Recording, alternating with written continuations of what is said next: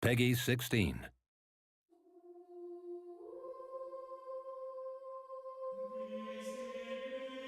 Your brother was lost thanks to the deceit and treachery of your enemies. Now, the weight of your bloodline lies on your shoulders. Be thankful to your enemies, for they teach you the ways to power. You must learn the ways of commerce and combat, but never fight with swords when a dagger will do.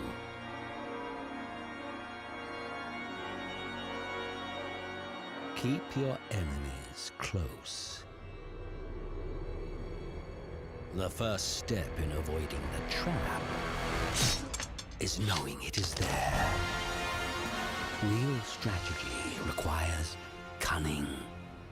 Remember that, and your dynasty will rule this land through the ages.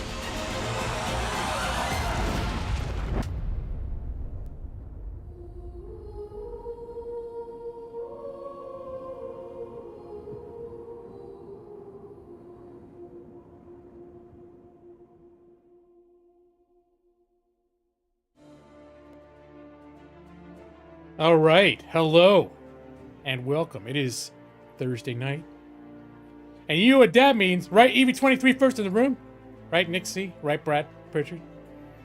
That's right. Thursday night stream with the gaming lawyer. Every Thursday night, since time immemorial. You know what I mean? It's the thing people say. It goes back into the ages of the past. The distant past. Today, all the way far as 1066. 1066. That's where our adventures will take us today. Actually, it'd be more like 1070 because I played a couple years already. But you know. And look at Skull Sphinx coming in here. Just bursting into the room with hurling accusations. What is this? What is this outrage? And, hello, Skull Sphinx. Even though that's how you entered the room, I'm still going to observe the niceties and say hello, you know. And, yeah. So, Brad, I got some advanced, I did an advanced consultation with Brad about what I should stream tonight. Because, as I mentioned recently, I think, I was thinking that I would probably jump back into Crusader Kings in the near future because an expansion was coming out. And the expansion did, in fact, come out. It's called, I think, Legacy of the Dead. It adds new mechanics about, like, becoming, like, legends about your rulers. They become, like, legendary tales and things about them. And then, so there's a little bit about their legacy, but the big mechanic that I thought was kind of exciting is now they replicate, or they simulate plagues, like the Black Plague and the different poxes and all that stuff. And they always had that in a game, but now they've got like a realistic spread model for how those things travel around, and they have countermeasures. I think probably the fact of what we went through since they launched this game informed these mechanics, because there's a lot about like, oh, are you gonna lock down the city? You know, it's gonna affect the merchants aren't gonna like that, and you have to evaluate your physician is giving you advice on like how severe they think the disease is, and then you have to make the final decision. Like, yeah, I already had some kind of a pox went through my realm, and my physician was like, and he's not a very good physician. At the beginning, all the people you hire are like, they're shit at everything, because you have no money and no prestige, so you can only get like people that aren't good at shit. So my doctor's like, yeah, I was looking at this pox thing, and it doesn't look bad. I think we should, whatever precautions we take, we should keep a light touch so it doesn't interfere with commerce. And then you can look at the traits of the disease, and it's like, it's talking about like, it's severe. And all these horrible, like, people are dying, and it's like the disease is described as terrible. Not just because I'd seen other diseases floating around. They were like, oh, it's a common cold or something, not big a deal. This one was like, no, it's fucking terrible. So I told my doctor, I didn't tell him anything. He gave me his advice, and I was like, noted, and I'm gonna put that right in the garbage can, and I'm shutting everything down, baby. I even locked down the castle.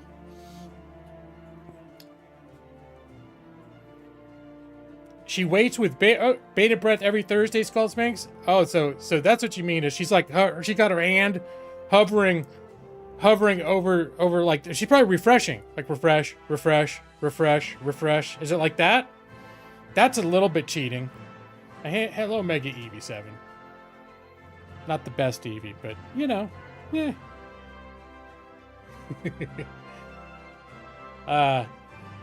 Exactly. So what time does this behavior start, Skull Sphinx? Is it like all afternoon? Because usually my start time's between 7 and 8 is what I say, but usually it's more like closer to 8. This is a Pacific time, so that would be like between 9 and 10 your time. So does she start like an hour before that? Just sit down, refresh. I don't know. Sometimes Nick beats her in here. And Nick, how do you pull that off? Knowing that now that we know behind the scenes. So, let's see, like 8:40. So that'd be like 6. That'd be about a half hour earlier than I ever really usually start streaming. Half hour to an hour earlier. All right. Is it the refresh button? Is it like on my page with the refresh button over and over? Is it that, or is it just like just has it open and is ready? I think the competition needs to know what they're up against. Used to be Nick was in first in the room a lot. Sometimes he is. But I always get this sense that Nick is just casually appearing. Like Nick is just like, oh, look, a notification. It's the gaming lawyer. And then he's like, boom. He's like, there I am. I'm just there. Oh, look, I'm first again. Oh, well. There's a very casual first from Nick. Unless anyone who's in here first is being that way. And I just don't. I'm not reading the room. So yeah. So I consult. Brad streamed last night. And I did have a little bit of a decision. Because what ended up happening is the new expansion launched the other day. And I started reading, like, seeing reviews about it. And it's supposed to be really good for Crusader Kings 3. So I bought it. But then at the same time, I decided to look, cause randomly over the last few days, I've gotten in a real sci-fi kick. Like I have a bunch of sci-fi novels that I haven't read that I collected during another sci-fi kick like a year or two ago. So I started getting this real sci-fi kick. So I've been listening to sci-fi novels, like space opera sci-fi novels when I go to sleep. And I've been, and then when I got the itch to maybe play Crusaders King, I suddenly started thinking about Stellaris again. And I was like, oh my God, I could use some Stellaris. So then I watched a video about like, what's the state of Stellaris in 2024. And then I got all excited about Stellaris. And so actually, and part of this, I wasn't feeling well yesterday, so I actually took a day off of work. And so I ended up playing Stellaris most of the day. They have a new thing with Stellaris. You know, these Paradox games they end up with like 40 DLCs through the lifetime of the game. And it can get to where you're going to spend hundreds of dollars if you want to buy them all. And Stellaris is at that point where they've got like $200 or $300 worth of DLC has been released for Stellaris. And so far I've been picky and choosy about it. Like looking when stuff was on sale, and I think I picked up like 4 or 5 DLC, but they've got like 30 right now. And they just, I think last week and a half, they launched an optional subscription model where for starting at $9.99 a month, you can just unlock all the DLCs. And I was like, okay, I mean, as long as that is not the first step down some sort of fucked up path, which is what some people worried about. If it's just going to be that, like even Brad brought up like, well, that could mean that they end up not giving any effort into their into their DLC in the future. Which could be true if people are already they haven't been buying DLC and they rely on having the DLC that they already have, so they're paying this $9.99. They're gonna keep paying that $9.99, even if the next DLC that comes out is garbage, because they still need to pay to keep playing all the old ones. But anyways, so yeah, they get some other deals too, where if you pay, I think it's $9.99 for 1 month, it's $19.99 for 3 months, and I want to say it's like $29.99 for 6 months. Like, if you know you're gonna pay in advance, it's a big detail. Or it's a big deal, a big discount you can get. If you're someone, because there are people that play games like this, and it's like this is their game that they play, and they play this shit. They play thousands of hours. I don't think most people are like that. I know I'm not. When I play usually a Paradox game, I'll get sucked into it for a couple weeks. And so that's why I'm like, I'm gonna try this. I did the $9.99 to unlock all the Stellaris stuff, and then I played a bunch of it. I'm probably gonna keep playing more of it, but I definitely wanted to try the new expansion for Crusader Kings. And so towards the end of the day, I started a new game with Crusader Kings, got that going, and I was having fun with that too. But it did leave me in a state where I'm sort of excited about both of these games. First, Crusader Kings with their new DLC, but also Stellaris, which I've, for the month, unlocked all of their DLCs, which I've never had access to before. That adds a lot to the game. So, anyways, I went before Brad, in Brad's stream this morning, and I asked Brad I let Brad know that in Stellaris, I do have a Captain Brad Pritchard. He's a scientist, and he's captain of the science ship, the HMS Mantra, and that pleased him. But he did lean towards Crusader Kings 3, and I think Crusader Kings 3 is a more sexy game right now. It's the newer game. Stellaris is in some sense like old news a little bit, and it's Crusader Kings 3. And there are some people saying, like, with Paradox games, Europa Universalis, Crusader Kings, Hearts of Iron, these are the different grand strategies they do. Whenever they come out with a new version, Hearts of Iron 4, Europa Universalis 4, all the Crusader Kings 3, that's following a game that for like 8 years has been pumping out DLC, adding a lot of content. So when the new one comes out, it's compared to the previous iteration with all of its DLC, when the new one comes out, it's pretty like feature poor by comparison. So a lot of people, and Brad, you were talking about this morning.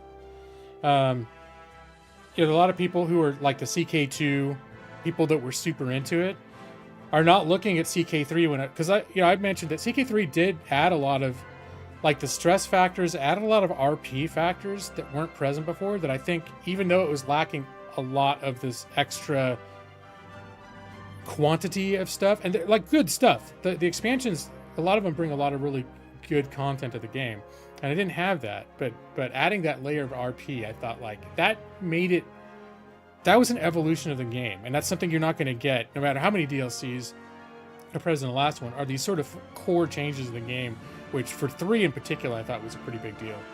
Well, actually, the difference between 1 and 2 is pretty dramatic too. Most people never played Crusader Kings 1. I played a little bit of it. I think I played it shortly before Crusader Kings 2 came out. And it was a huge leap forward. And I'd say the same is true between 2 and 3. Probably not quite as dramatic as between 1 and 2, though. Yeah, I even chatted. Oh, hey, Keith, what's up, man? Hi. How you doing? Okay, here comes Maggie Evie with some trivia again. I'm not going to feed the troll. Well, no, it's not trolling, but I'm going to try to stay focused on what I'm talking about. But wait, I did need to follow up on this whole first in the room thing real quick, because there has been some responses there. Nick gets a notification on your phone, and your phone is usually sitting next to you. You're actively on your tablet. See, that's what I don't get. Like, it seems like not everyone gets those. Maybe it's because they don't have like the mobile device near them. Like, why would you need to refresh a page for an hour and a half because you're afraid you're going to miss the beginning of the stream? When it's like, Nick is just like, oh, hey, look, it's this notification. And he's like, he'll usually be within the first 60 seconds of me streaming, Nick will be there. Sometimes Evie beats him to it. But at what cost? It's Evie sitting there for an hour and a half hitting the refresh button every 5 seconds. I don't know if it's worth it, you know. Let me see. She's pre-gaming on YouTube, watching other streamers, ready for notifications. Oh, okay. So Skull Sphinx. Maybe I was exaggerating a bit with the whole just staring and hitting the refresh button over and over again. She's just ready for it. She's just ready for it. She's not like actively trying to enter the room, pushing the enter button, the go into the stream button over and over again for 90 minutes. CK1 was, it was nothing compared to CK2. And right, I think you're right. The CK3 is a less dramatic core game improvement as compared to the difference between CK1 and 2. Definitely. But I think CK3 does still add a lot.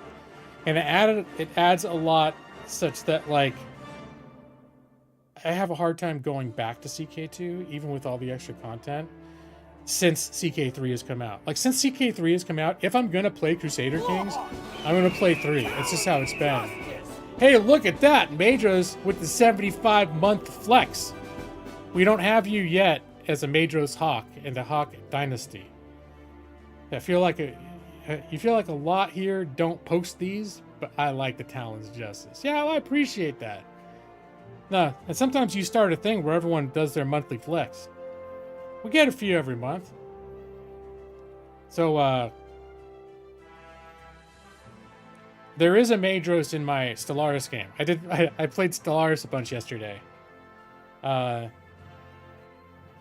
think I've got more of you guys in Stellaris because you get more people out the gates. You can rename all of your leaders and governors and all that stuff. You can name them out right out of the gates. Whereas in Crusader Kings, you start with your main character. And of course, you know the main character in my game has got to be Lawrence Hawk. As the Hawk Dynasty always begins with Lawrence Hawk. I was sad to realize I thought usually a lot of times you can start at like the year 867, but things are a lot more primitive back then. And so this time I started in 1066, which is sort of like the normal start. And you know that inheritance law that drives me crazy with the Irish, where all this shit's divided evenly among the kids? For some reason, I thought that by the medieval, like by 1066, that wouldn't be the thing anymore. It still is. Kind of pissed me off a little bit. Because I got in there thinking like, hello, single male successor. And then I looked at the succession law and I got a little upset. So one of the reasons I start playing at 867. So I'm like, I could use another 200 years to try and finagle that hereditary succession law that they have.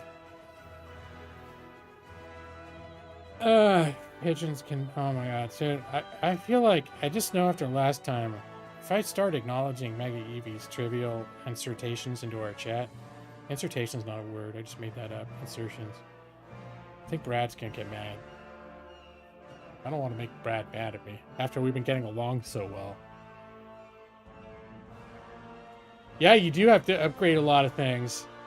And I was hoping that, well, I haven't looked fully into it yet, because anytime I start playing this game, I gotta relearn it again. There's so much going on in this game. I'm hoping there's not gonna be quite as many things if I am either in or on the verge of being at the sort of the middle ages tech level, because I know that also is one of the prerequisites. Is it just takes it takes forever to get your overall tech to the high enough level to even be able to have that option open up, and let alone to have the crown authority and the other legalities that even if you have the tech exists to be available, you may not have like the legal background set up to make that move. If I want that sweet easy Ireland start, you have to make is that it? Because I always do start Ireland. Is that just like something I'm gonna have to deal with as a shitty succession? Now, one thing is I've never I've never completed a game in Crusader Kings, so I'm like, well, maybe it's not that big a deal. Like, I start in 800. I know I'm even further behind. And I don't think when I start the 867 game, I never actually play far enough to change the succession anyways. So, and I was reading like what people are saying about the difference between like why they would play 867 versus 1060. And one good point in 1060 is like the major nations of Europe are actually formed at that point. And if you start playing in 867, because it's like, it'll start the game historically where things were at the start date, then everything kind of evolves on its own. And in 867, it's just everything is a bunch of like petty kingdoms and duchies just spread as far as the eye can see.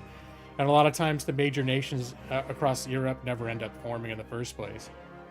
So 1066 is also a much more true to history map of what the nations that we recognize today in Europe.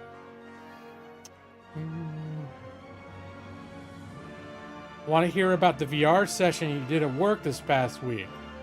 Yeah, was it some kind of... Wait, it wasn't sexual harassment. I remember I saw you post something about it. But I still kind of blows my mind that they're doing VR at the work, like VR with a VR helmet and everything at the workplace. Crazy stuff. Oh my god. Look at Mega Eevee. Whoop. Look at Mega Eevee. He's just exploding. It's just rapid fire over there with the fun facts. All right. I'll just be like, I'm looking at.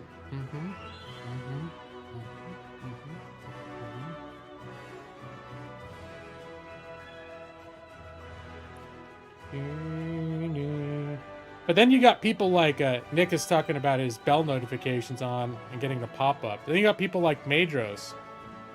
And I mean, it's become my habit now just to let more people know. But like now the whole step of my stream of going to Discord and pasting my stream in there was mostly because like Madros wasn't finding out. And well, you know, Madros is the one that brought it up. My assumption is probably other people. It's true for other people as well. But Madros is like the main reason I started doing that, because I could tell if Madros knew I was streaming, he would come to my stream, and he kept not being informed, and it bummed him out. So you got it, Madros. I'm happy to have you. Even though I know you're a lurker a lot of the time. That's like, I like that. Even if I look over and I see there's like 9 or 10 people in here and there's only 3 people chatting, I still like that. I know that there's those people that aren't chatting are people that I like. I'm still glad they're here. There's some people I wonder if they come in and never chat at all. I do wonder, like, who are those people? And I know well, I mean, I probably know who they are, but then you know, it always makes me curious. But I always assume they're people that I know and like for the most part. Not like random. Well, I guess there could be just random people just to watch my stream that I don't even know them. But let's face it, when you got a viewership that hovers between 6 and 10 people per night at any given time, they're mostly going to be people that know you. That's not indicative of large crowds of strangers migrating to your stream.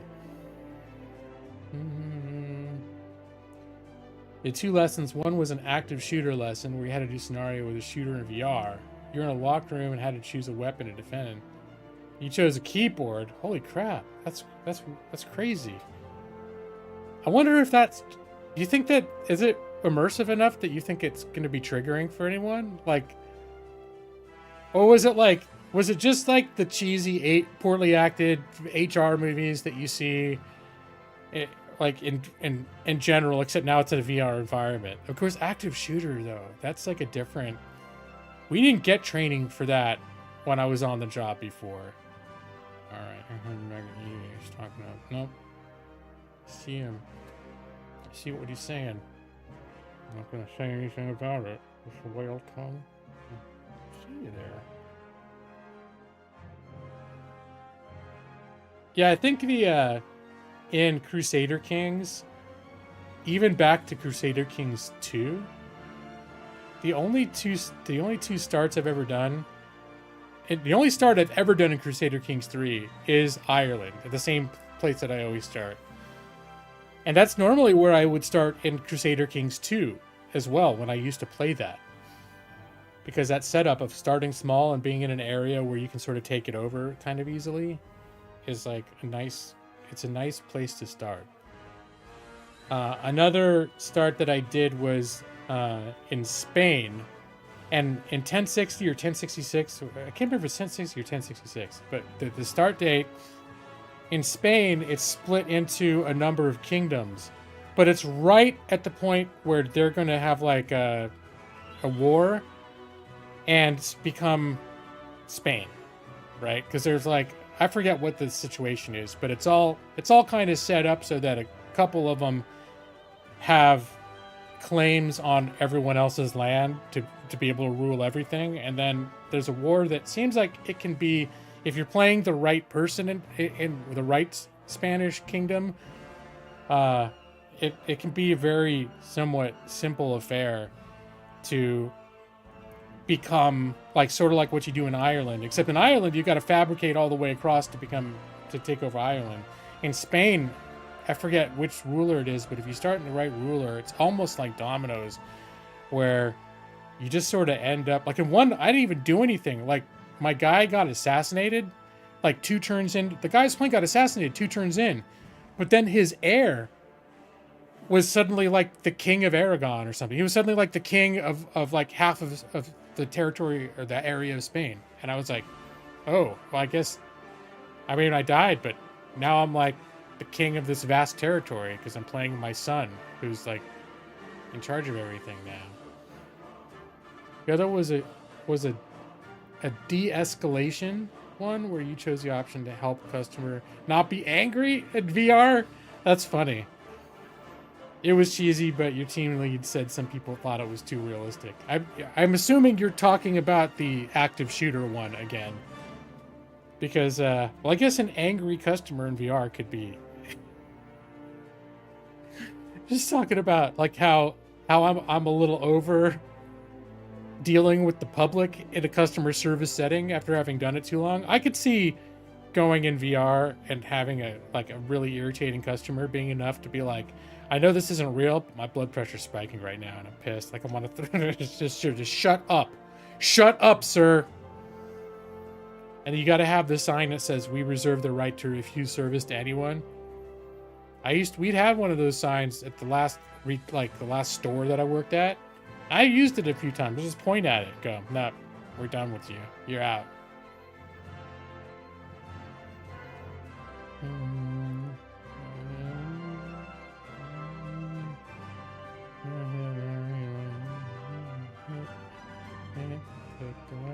Okay. All right. Yeah, I'm just reading some stuff over there. Not going to say what it is.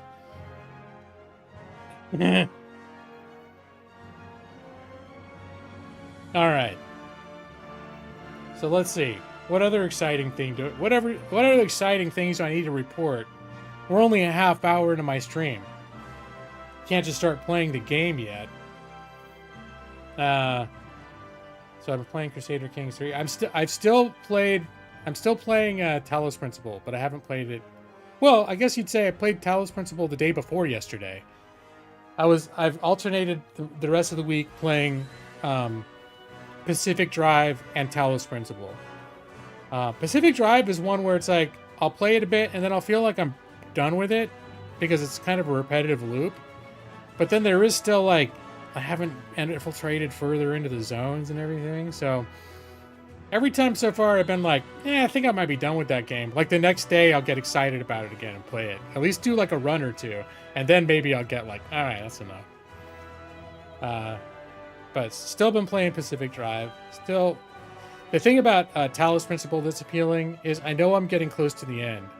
I'm in the last area, like the last cluster of three puzzle areas. I'm in the last one. I think there's only 2 left. I mean, each one of them's got like 10 puzzles, but I'm getting, and then after that, it's I think back to the center, and it's going to wrap up the story. So I'm going to finish the Talos Principle, even if I'm not doing it on stream. I'm close enough now that I'm like, nah, I'm gonna finish it. That's another exciting thing for me. Is this is the first year ever that I'm excited about daylight savings time, because that it's going to mean there's going to officially be enough sunlight after work for me to go back and do my forest walks after work. That was one of my keys to being fit and getting fit and staying fit last year was after work walks. And it's been a little harder. I'm not a morning person I figured I'm not a morning person for walks. And if I just try and do Beat Saber for hours too many days in a row, I get really sore. Like, your body doesn't like it when you work out the same muscles vigorously many days in a row. It can be a little almost counterproductive. So, well, of course, last year I was doing like 3 hours at a time of Beat Saber, sometimes like 5-6 days a week, that was way too much. Like, I literally think I was on the verge of injuring myself from doing that too much. But it's gonna be exciting. I'm looking forward to my nature walks and after work again. The only hindrance is gonna be all the rainy weather, but I can work around that. I got gear. Maybe I need to get better. Maybe some dedicated rain pants or something. It's the only thing I don't have. Got rain coats, all that stuff.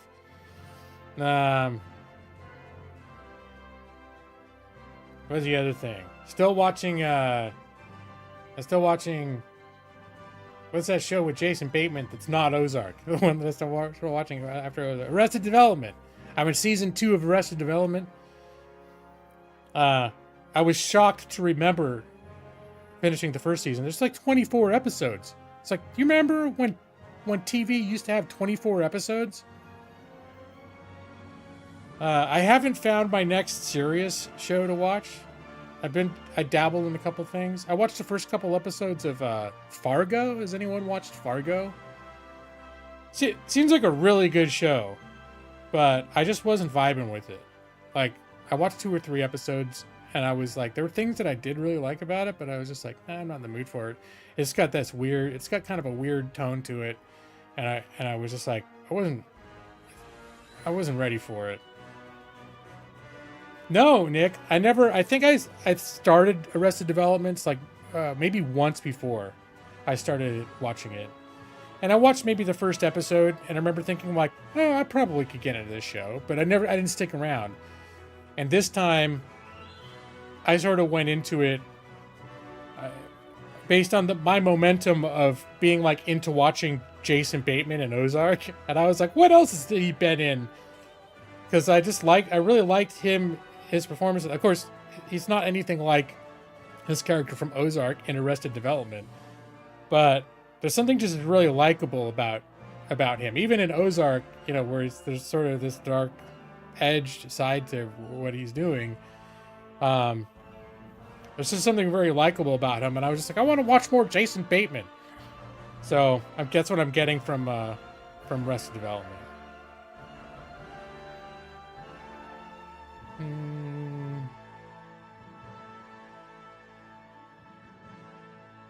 It was both good and bad when that many episodes existed. A lot of bad scripts got through by necessity. There was a lot of episodes of things like Star Trek. I feel like, what am I missing? I feel like I'm missing some context there. Unless you're talking about like the middle seasons, there was like they got canceled and they had they came back with some questionable seasons from Arrested Development. Or unless you're talking about Fargo. Just bad at reading. Okay.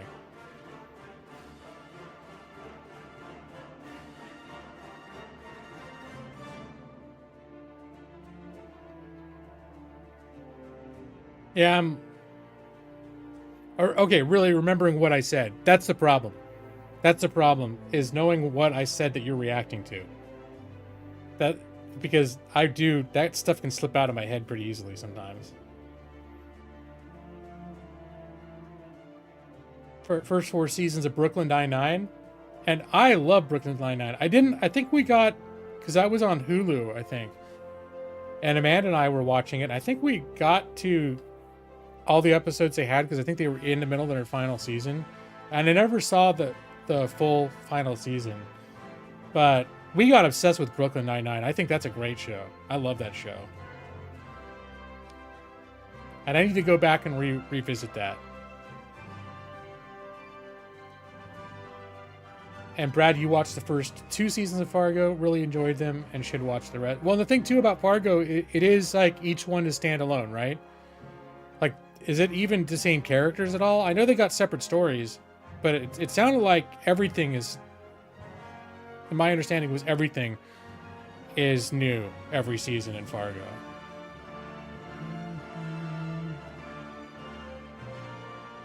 You talked about forgetting the sheer number of episodes that once got made.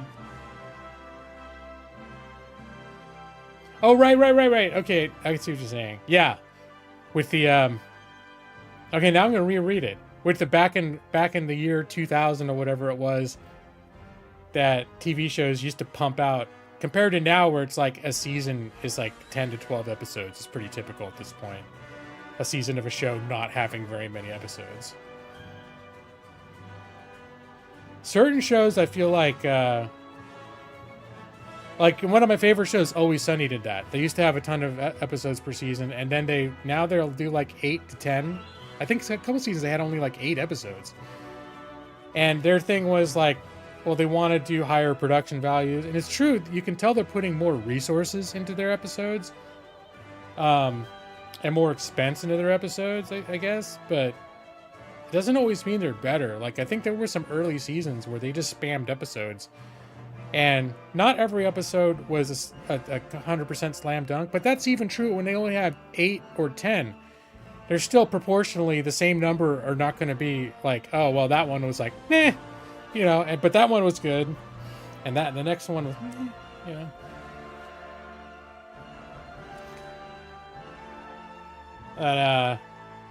But yeah, so I'm trying to think, was there anything else TV show wise I was looking at? I don't really think so. There's always some stuff in the background that I think about. Like, I'm always like, oh, I should watch The Expanse. I should watch this. The Expanse is one. Now that I'm thinking about sci-fi, maybe I'll go revisit The Expanse, because that one's completely done. The Expanse is a series that I've started probably 3 times, seriously started, where I would get like half a season in, and each time, for whatever reason, I just stall out on it by about like episode 4 or 5. But at no point do I go, I don't like the show, I'm going to stop watching it. I just stop watching it.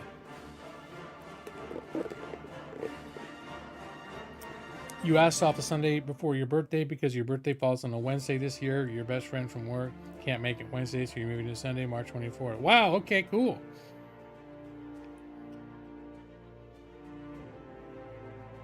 There are other things going on with Always Sunny, though. They don't want to keep doing the same thing, so it's gotten more experimental. Yeah, no, and like, you ever watch the is it called the Always Sunny podcast? They do a podcast now, and they've been doing it for a year or two, and it's kind of interesting to hear them talk about. It's mostly, you know, related to the show, but they'll talk about different things. At first they were going episode by episode. I don't know if they've kept doing that. It seemed like that was their format, though, is they were going to go over the entire series and talk a little bit about each one. But it's a lot of just free-form discussion.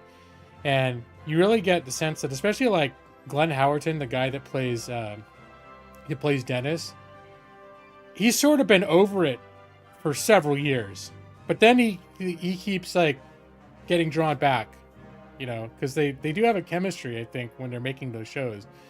And they do have fun with it. But it is, yeah, it's one of the longest. Is it the longest live action sitcom ever? Running sitcom ever? I want to say that they've hit that status at this point. I say live action because The Simpsons is pretty much beats the shit out of everything at this point.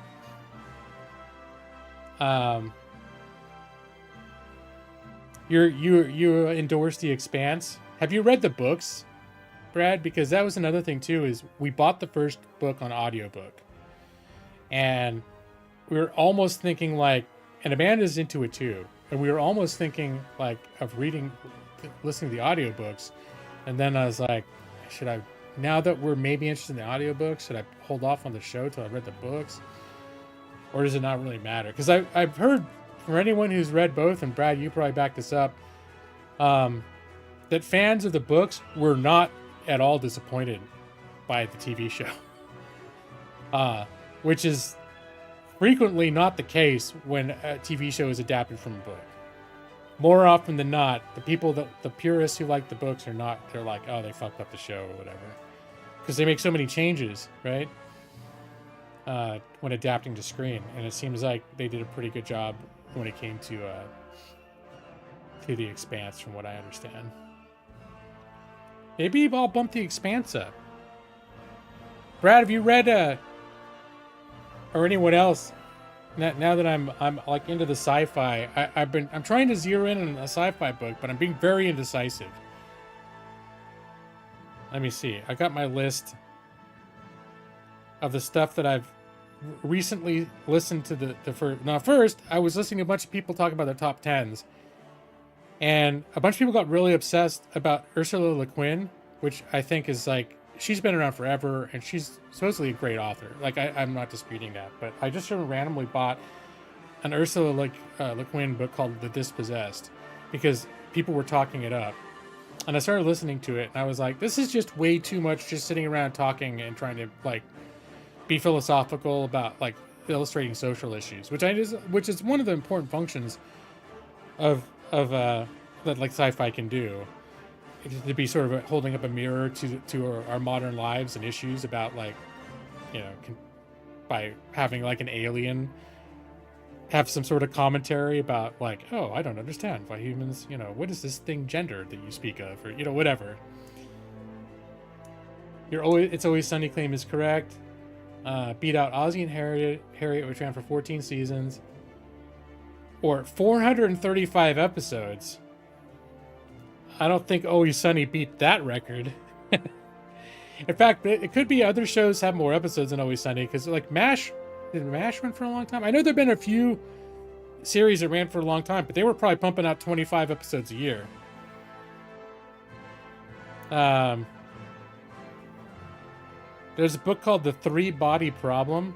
It's a Chinese translation from... See, I don't know how to say Chinese people name. Brad might know. You heard of that one, Brad? I like The Family Guy, but I stopped watching it 10 years ago. And I don't know if I would still, like, keep watching it. I tried to get back in it a couple times, and I'm just like, it's not clicking. I might have had enough Family Guy. But I did like Family Guy. Just like I used to like South Park a lot. And then at the point I started getting into Family Guy, I was, like, no longer enjoying South Park. And I'd try to revisit South Park and be like, I don't think this is funny anymore.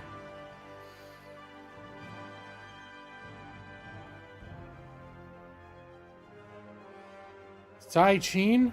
That's the name of the author that looks like Cixin Liu?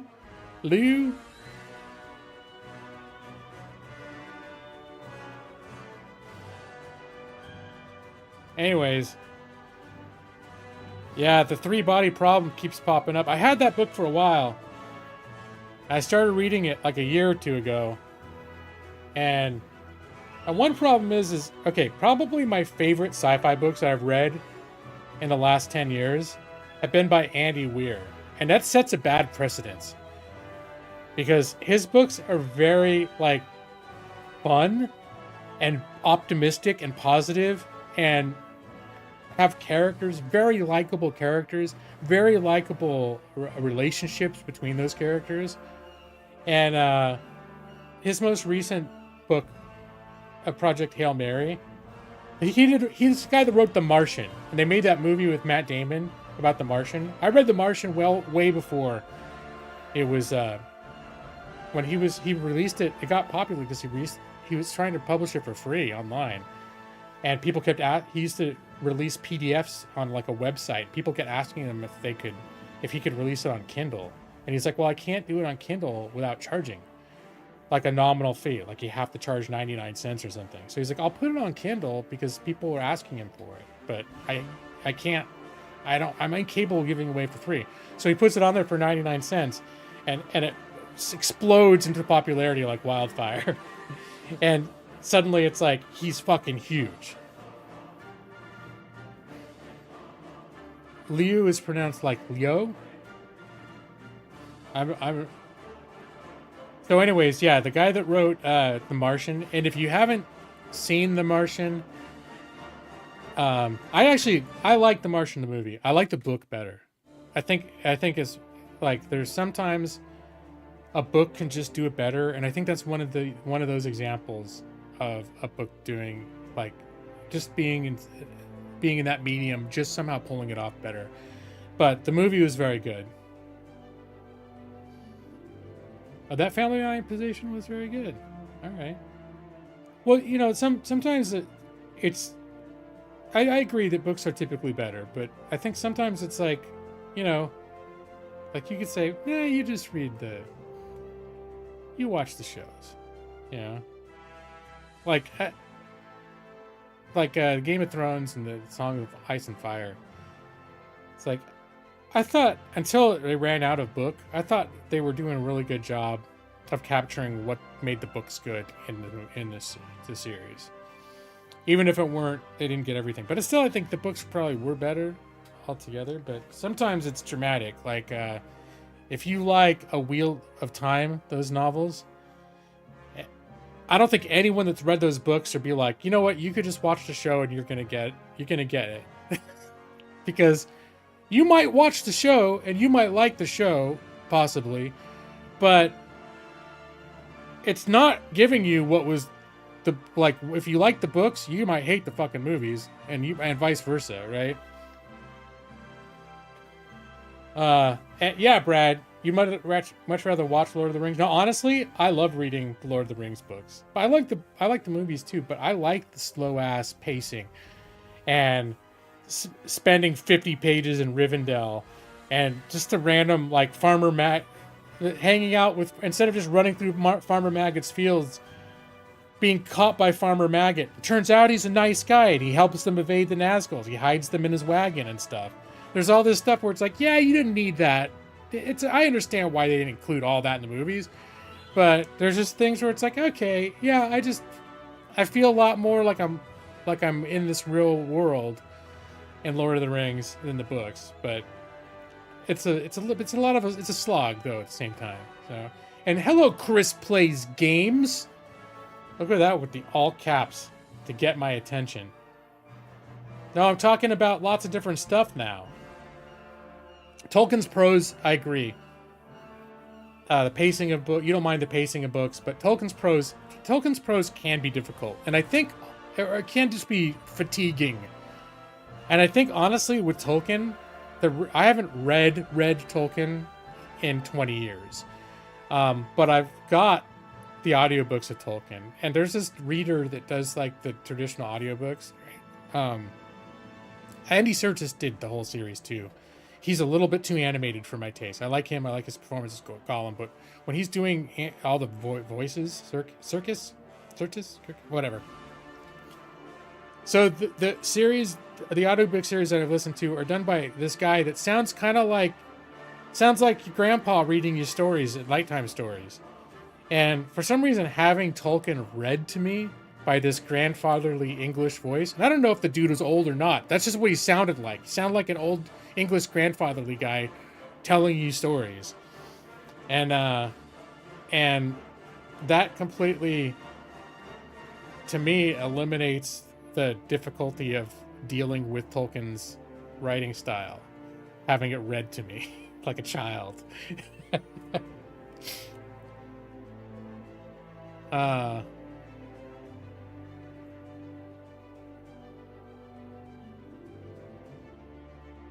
You know, so you're not sure you ever prefer books over movies? You mean the Lord of the Rings, or in general, over everything?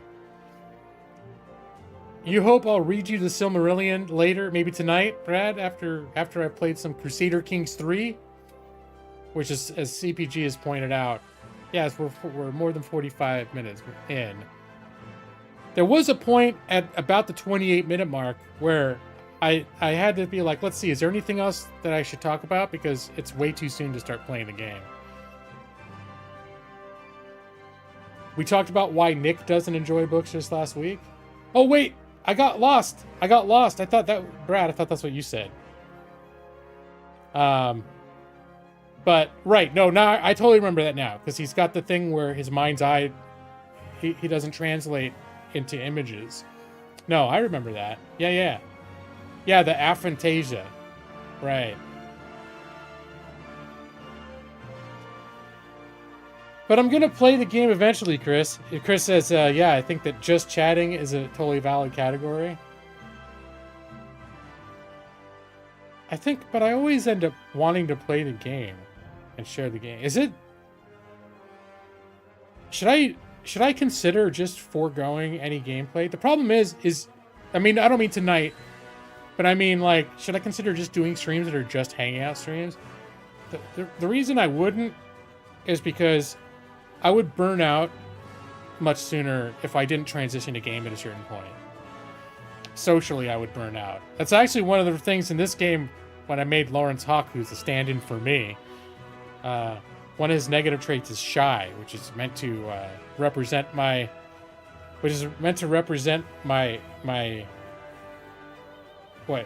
introverted nature.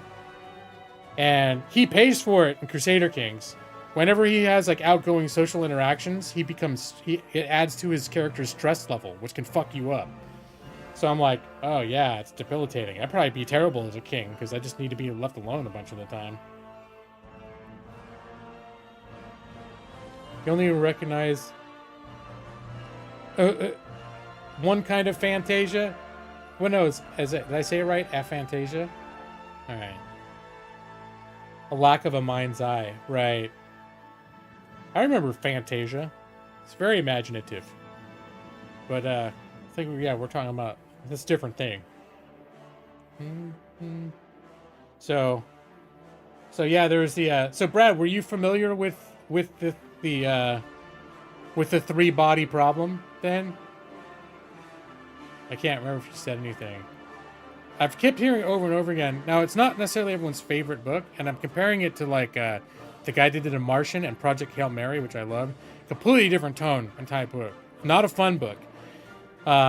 Serious, ominous, depressing, dark, borderline like horror elements almost, which is all I like horror too. So it's like, hey, I gotta shift gears a little bit, but I could be into it. Okay, so you're aware of it, you haven't read it. And then I've heard it just keeps getting, like, the second book is, like... The first book's supposed to be really good. The second book, if you can get there, is supposed to be mind-blowing. Like, when they lift the veil on sort of, like, really what's going on. There was a movie? Is that the same author of one of his books called The Wandering Earth? I don't think I've heard of it. Well, we've been listening to audiobooks for the last several months is a huge book called Lonesome Dove. It's a Western, and I really like that book. But when I started thinking about listening to books like recently, I've been getting a real sci-fi edge. So another one that I already had that I've started reading is Pandora's Star, which is just sort of like classic. Well, it's not like old school, but it's last 20 years. It was written sometime in the last 10, 20 years. But like classic galactic space opera, human galactic civilizations, things happening. But also like 1,000 pages. And he's said to be like very wordy. Like that's one thing I'm trying to avoid a little bit. There are a lot of authors and, you know, like Wheel of Time too, Robert Jordan.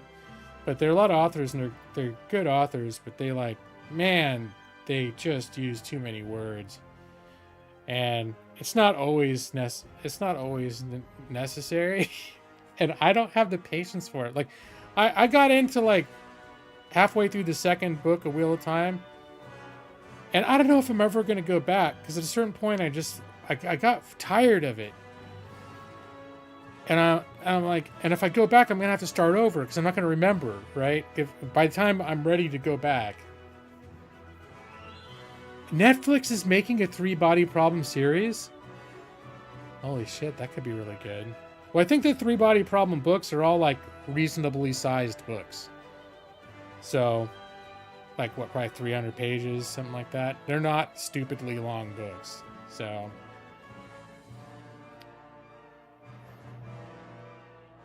I think I might go for it. Another one, have you heard of the culture novels by Ian Banks? That's another series of books that I've heard is supposed to be great. Although a lot of people say just start with the second one. They say the first one sucks. First one's called Consider Phlebas or Consider Phlebas. I heard a lot of people don't like it. So the second book, The Player of Games, people. And so that's actually what I was listening to last night when I was laying down. And it was like, it's pretty good. Fans of the book said, you're not going to miss that much by skipping the first one.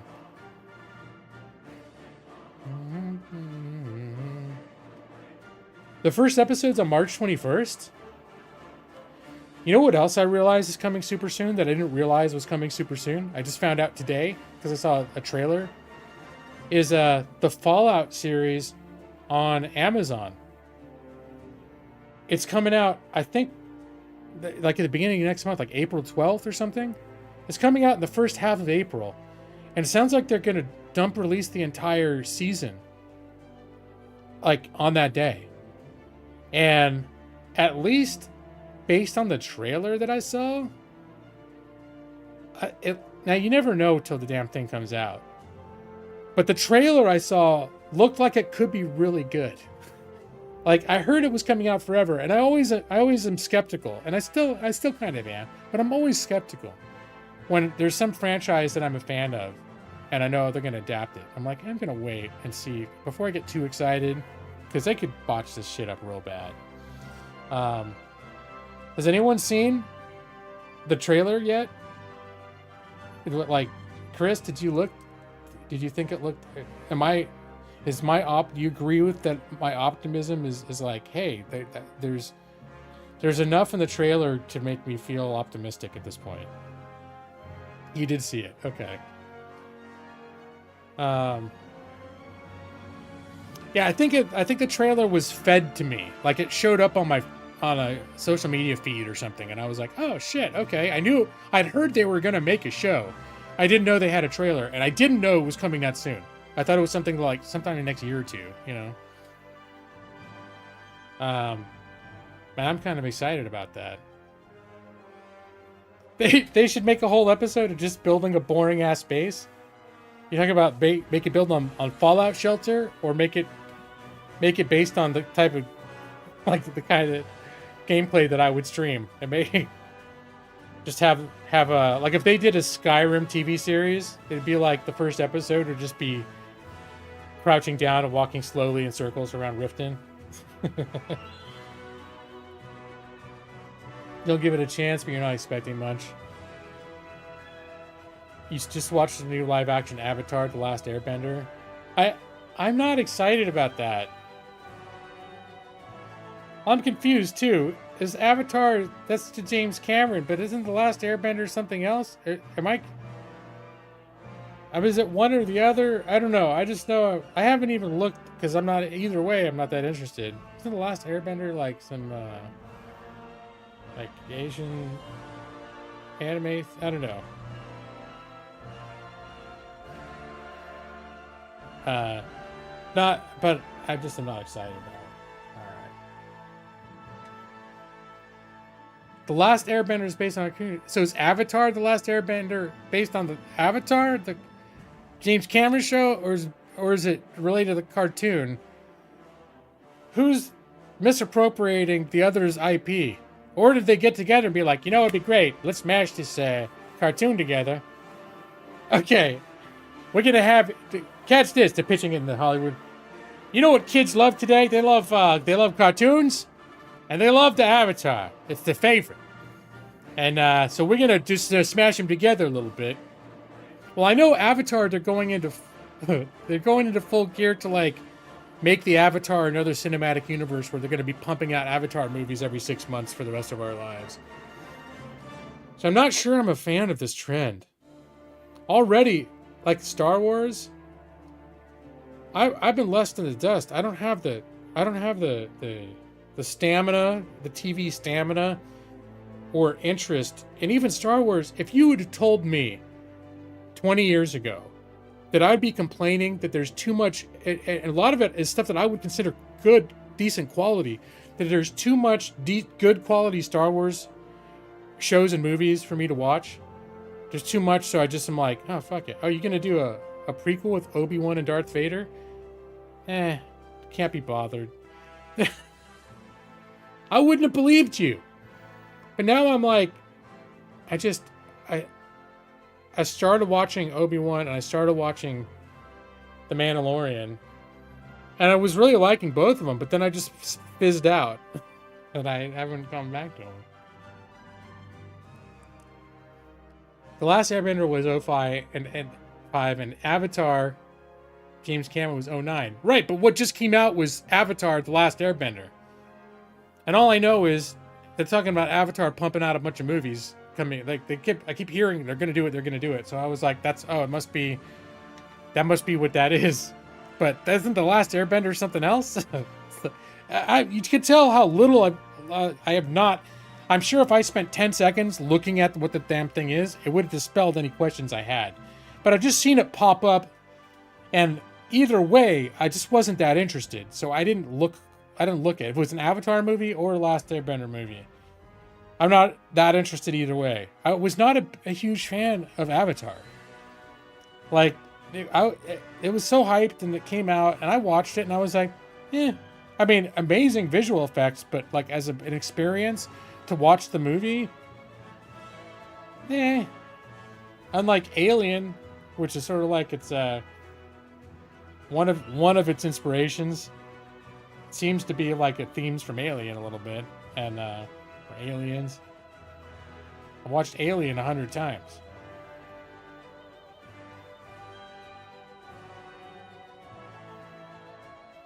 All right, live action version of it, and they did a movie a while back as well. Okay.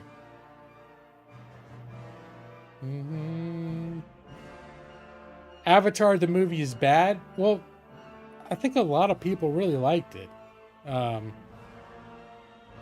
And if I'd watched it at the right point, if I watched Avatar when I was 12, I might have thought it was the greatest shit ever made. Just like things that I actually watched when I was 12 and I thought was the greatest shit ever made. Maybe if I didn't see that, like if I didn't watch the original Star Trek trilogy when I was a kid, I might not think it was the best thing ever, like I still do today.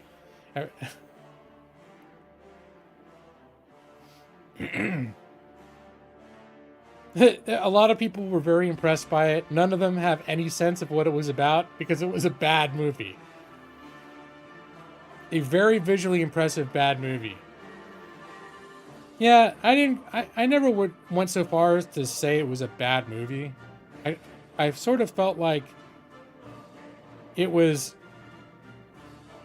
a mediocre story presented in a historically unprecedented amazing visual presentation. Yeah. You'll take care of saying the true things for me. That's fine. And I mean, my indifference to it could be some part of me just not, maybe some part of me acknowledging that it sucks. Because I'm not offended to hear if you say, oh, it sucks. Whereas if you said Empire Strikes Back sucks, then I'd be like, well, everyone's entitled to their own opinions. But inside, I'd be crying a little bit. I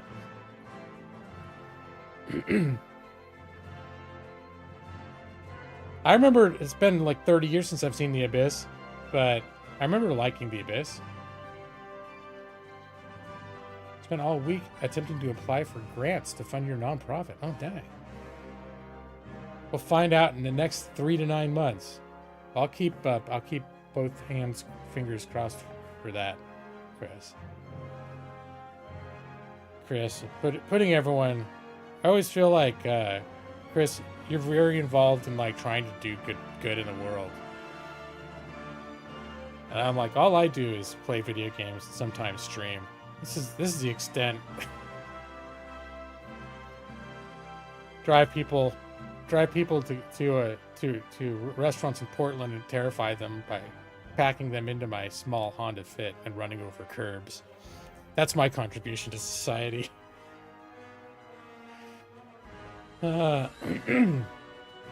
You were 13 when you first watched Avatar, EV23? Okay, Evie, did you think Avatar was the most amazing movie ever made?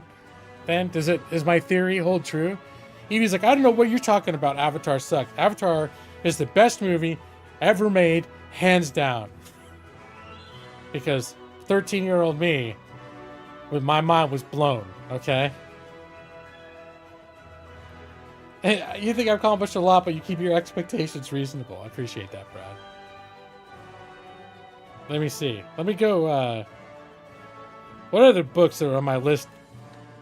I need to cancel my, we're Audible members, and we always fall behind, because you can't just cancel it, without losing your credits. But then I don't want to spend my credits unless I know there are books that I want to get. So I've accumulated credits, which I've liked, but at a certain point, it's like, we got too many books. We're going to have to kill this thing. There's a series of books called Expeditionary Force by an author called Greg Allenson. He's one of these self-published Amazon people that's just, I think he's up to book 15 now. He just keeps pumping them out, but they're a guilty pleasure for Amanda and I. We really enjoy. They're a lot of fun. And we found it because the reader is R.C. Bray. He's the guy that read The Martian by Andy Weir. If you ever get a chance to look up the audiobook for The Martian, as long as it's the same reader, because I know they've done, there might be different editions by now. As long as they use the same reader, R.C. Bray, you just listen to the audio sample. Dude, I love that dude. So we've looked up books solely on like readers that we've liked. Well, at least in the case of R.C. Bray. That's R, the letter R, the letter C, Bray, B-R-A-Y. Maybe there's another version that was read by Will Wheaton. That's where I'm wondering if there were multiple editions. Now, what Will Wheaton definitively did read was Ready Player One, which we have read many times. We've listened to that many times. Amanda's obsessed with it. Like, half of our road trips, even if we're just driving a couple hours to visit her family in Eugene, half of those road trips we're listening to Ready Player One because Amanda, I like it too, but Amanda just loves hearing him read that book. I like Ready Player One. It's fun though. It's fun. Yeah, I agree with you. It's a silly book, but the movie, it's another Avatar. It's visually impressive. Maybe not. Well, it's not. Doesn't represent the book well. So I hope if you've read the book, don't let the movie ruin it. Even though the movie visually is cool, but the book is still, I agree, weaponized nostalgia. I think the movie is even more so. 27 for Audible. Well, the thing is, I would never pay $27 for an Audible book because you can just sign up for the Audible service and it's $14.99. And you get a credit for that. You just can't buy everything you want at once. The other trick that I've noticed too is a lot of books have a thing where if you buy the Kindle version, you'll get a deeply discounted add-on. You can add on the Audible for sometimes like $2.99. Like they'll let you add it on for nothing. But it's not for everything. It's not like by means every book or most books, but a lot of books I've seen deals where I'll look it up and be like, well, shit, I'm not going to spend it on Audible. I'm not going to use an Audible credit on this because I paid $14.99 for Audible. I can buy the Kindle book for $7.99 and have the Audible version of it added on for 99 cents. It's like, okay, I'm just going to do that instead. I thought Audible always did subscriptions. Like that was a thing. We've been Audible subscribers for like a decade. I don't know the mod. I don't know how much they play into the pricing. As I imagine the pricing is based on the publishers. The publishers decide what the pricing is, but then the publishers probably, as a condition, also have to be like, or your fucking subscribers can get it for 1 point. It's worth the. It's like the selling their souls to get entrance, like the selling a soul to the devil, is like, yeah, we want to charge $35 for this audiobook, but if we put it on Audible, then we got to gamble on some Audible subscriber's not going to spend a point on it.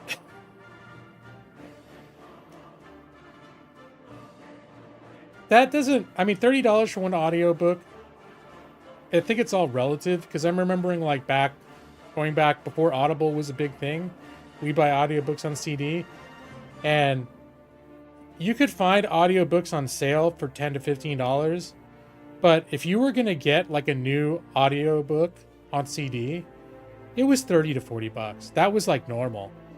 And I think that that price, that default price is still somewhere considered normal. It's just we're used to getting things discounted.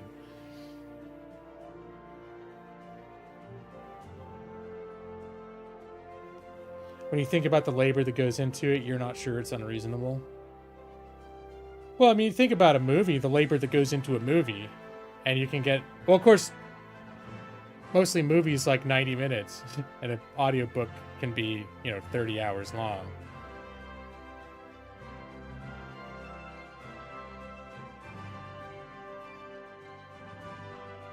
I want us to pay more and get less stuff and focus on quality. Well, and that's where it's like, I'm not sure, like the whole a la carte $35 versus here's the credit that I got from my subscription for $14.99. I think the Audible subscription, if you like audiobooks, which we do, we listen to audiobooks all the time, can be a good value if you are in the market to buy audiobooks. It's very good value. Now, one thing that's gotten to compete with this, and Amanda's really exploited the hell out of this, is, well, I think that a lot of local public libraries, and you may be eligible for multiple local library systems, there are a lot of books that you can get, and a lot of apps that help you find books in libraries. Now, when I delved into that, everything I looked at that I wanted to watch was like, even though it's digital, it can be checked out. And the stuff every time I wanted to look. But then what she's telling me to do is sign up for the LA Public Library, because supposedly,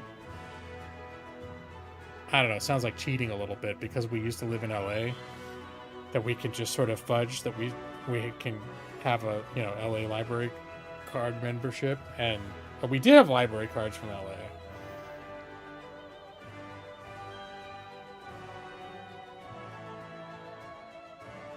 When CDs were $20 in the 90s? I don't remember that. I remember CDs being like, well, maybe $16.99. That sounds familiar. I remember something like $16.99 for CDs. I don't remember 20.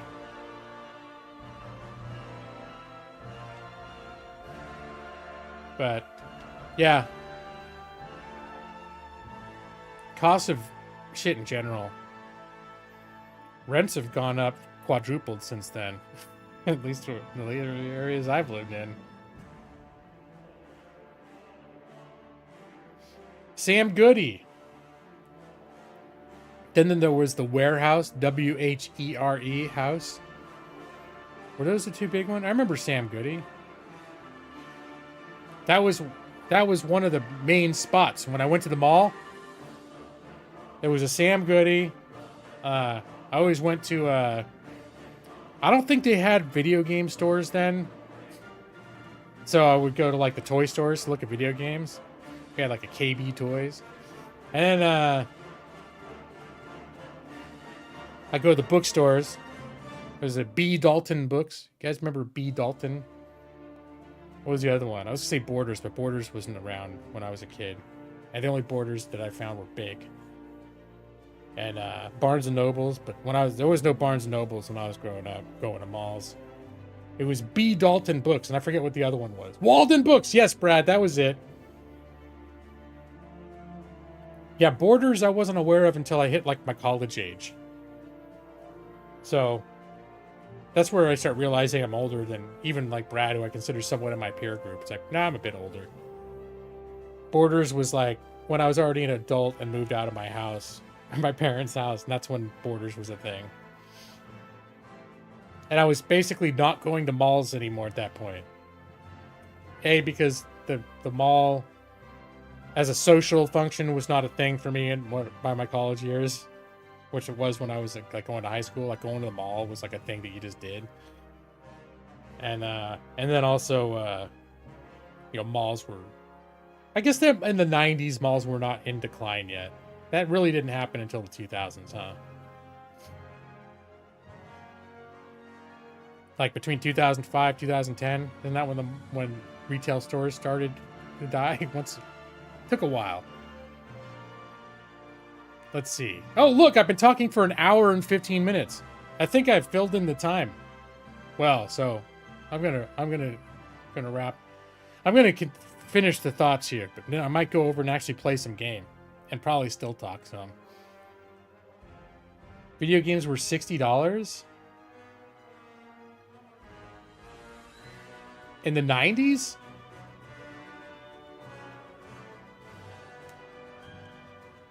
I do remember video games being $50 though.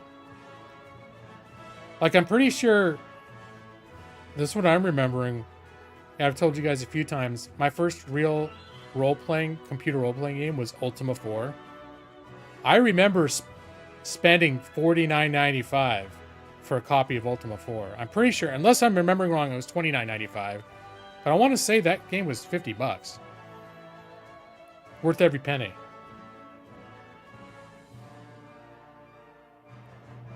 I don't remember them being that expensive, SNES games, but I guess that's been a while. I remember 50. I do remember 50 being like in the 90s, 50 being a normal price, like emerging as a normal price. I don't think we had Babbage's. Malls were heading downhill by the end of the 90s. I still went to malls at that point, but like sometimes, but it wasn't like when I was in high school. And also my high school was right down the street from like the biggest, nicest mall in 20 miles. So like literally you had to pass that mall every day. And so pretty much like by the time me and my friends were driving, the mall was like kind of a regular destination. And then also before that, it was just a place to go. You go hang out at the mall. And that was not a thing that you really did so much. Although, you know what? I'm trying to think in college. I still went, like, when I'd, like, have girlfriends and stuff. That was a thing. We'd just be like, yeah, let's just go to the mall and look around. But I'm trying to think, did we normally go, like, because we were going to go out to dinner, and then it would be at a place that was at the mall, or we were going to go to see a movie, and the movie theater was at the mall? I'm trying to remember if we ever just went to the mall to go to the mall at that point. Or if we were always just go to the mall incidental to some other, like, star attraction activity. And then we would just wander around the mall as like a peripheral activity because we were going to be there.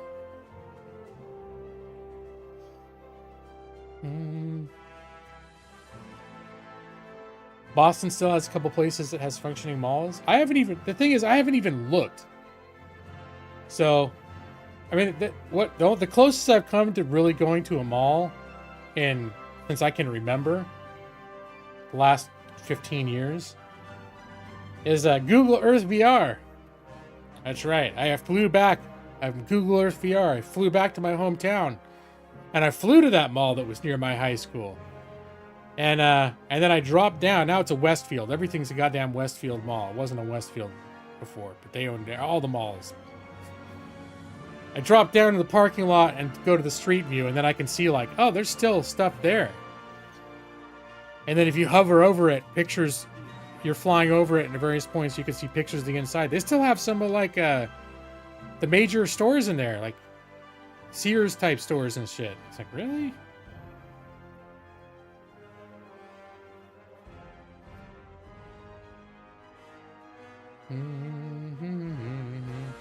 Anyways. All right. I'm gonna transition to the game. So I think an hour and 20 minutes of just shooting the shit, that's good. Right? Could you imagine how... Now, I'm not switching yet. Could you imagine how different my channel would be if I was like other streamers? I don't really know any other streamers that don't almost immediately go into the game. Whatever they're playing, they're just like, they'll have a welcome screen for 5 minutes where just music's playing and no one's talking. And then they'll show up and be like, hey, well, hey, you, hey, Evie, hey, Chris. All right, let's get back into the game. And then they play the game. I've never done that. Always had to fight not to jabber too much. Do you think if I were that kind of streamer, would you guys have kept coming? Do you guys come because I shoot the shit for an hour before I play the game and start ignoring y'all? Right, no, Chris, but you were always, even though you would get into the games, you were always very conversational from beginning to end. And some people are a lot better at that than I am. With me, it's like, it was always kind of like, yeah, there's a good chance, like, if I start actually playing the game, I'm gonna, like, as I'm bad now at keeping up with chat, and all I'm doing is chatting. When I play the actual game, it's like, I'll still be talking most of the time, but, yeah, you know. Macy's is the last one standing, and I think there's one of those. I think our mall had one of those. But isn't Sears is completely closed, right? That's been closed for a while. Chris, you basically go to sleep when I start playing the game? Okay. You don't have the 45 seconds of gameplay thing. Okay, I've gotten better. You said I don't have the effect because I'm good at keeping up with the game. I have gotten better at actually playing some game while still talking. But that does mean, like, if it's a very active chat, I'm not going to keep up. So one, two things, and I'll still react to chat. But if chat gets really active, then I will sort of stop paying attention to the game. I think I've just gotten more. I think I've gotten more like, hey, I'm going to play some game now. But Sears went bankrupt. It still has 220 feet. I want to say that I thought when I went to my mall in Google Earth VR that I saw that there was still a Sears in there. But then I was like, I could have sworn Sears went completely under like 10 years ago. You hang out while I chat, and then once you're in game, you can't read what I say quickly enough, and we all know exactly right. That what you say is the most important thing. That's fair, Chris. And I know I'm terrible. Like I specifically, like, I think this even happened specifically last week where you said something and then I asked you like a follow-up about it, and then I got sucked into the game and completely, I don't know if you answered me or whatever. Then I just remember like a half hour later you were gone, and I was like, oh yeah, I bet he answered that question. And then I completely didn't notice it. So then you go to sleep. That's fair. I just wonder how much different my stream would be, or if I would still even be streaming. If I was the kind of streamer that just started by like... Because sometimes I've thought it'd definitely be a more appealing stream for a wider audience if I started a stream and then went straight into the game and talked about the game, but then chatted with you guys, right?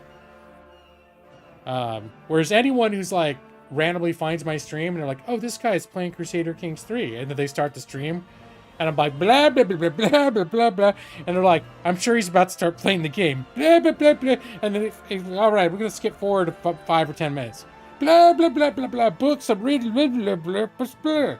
What TV show? And then it's like, what the fuck is this guy? Like, this guy's not playing the game.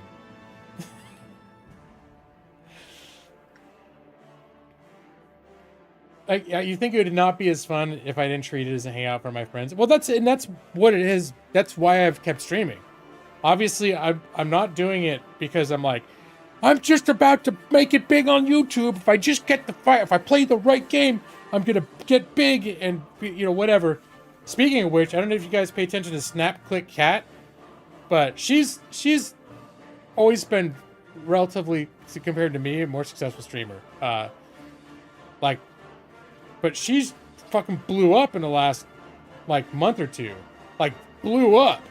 So kudos to her. I just know she's someone we all knew back in the day. So you wish you could tolerate her content? I've always liked her. But I've never really spent a lot of time in her streams, even though like I think as a person, I think of her as like really cool, and I'm like super happy to see her succeed.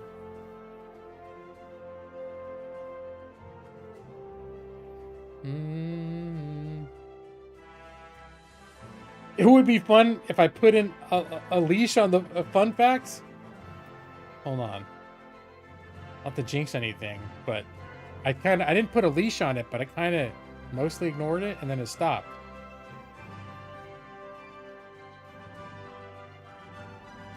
So, I don't know. I think I did a better job this time, though, Brad. You like your streamers heavily sedated? Yeah, Brad, last night when I went to your stream, it was like literally I fell asleep early because like I said, I've been listening to audiobooks, and one effect that happens to have is like usually within 30 minutes of starting an audiobook, hell, usually within 5 minutes, but sometimes I get as far as a half hour, I'm dead cold unconscious. And so I decide like around 10, instead of like watching a show or whatever else, like I'm just gonna lay down and listen to an audiobook. I'll be asleep, 9 or 10 o'clock, boom. So then I woke up at 4 in the morning, and now I did actually, after your stream ended, I did go back to sleep and sleep for another couple hours. But usually when I encounter your stream, it's because I haven't got enough sleep, but I have to get up to do my little old man middle of the night pee. You know? And then I'll go and be like, oh shit, Brad's streaming. And so if that's the case, usually I'll go to your stream. I may not even chat at all because I'm still trying to be like, I'm not awake. And I'll go, oh, Brad's streaming.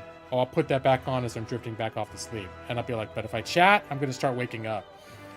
For some reason, I had enough sleep last night that when I woke up and I saw you were on and I started your stream, I was just awake and I was engaged. I was like, saw what people were chatting about and what you were talking about, and I was just like, I'm going to join in. I had a nice time, too.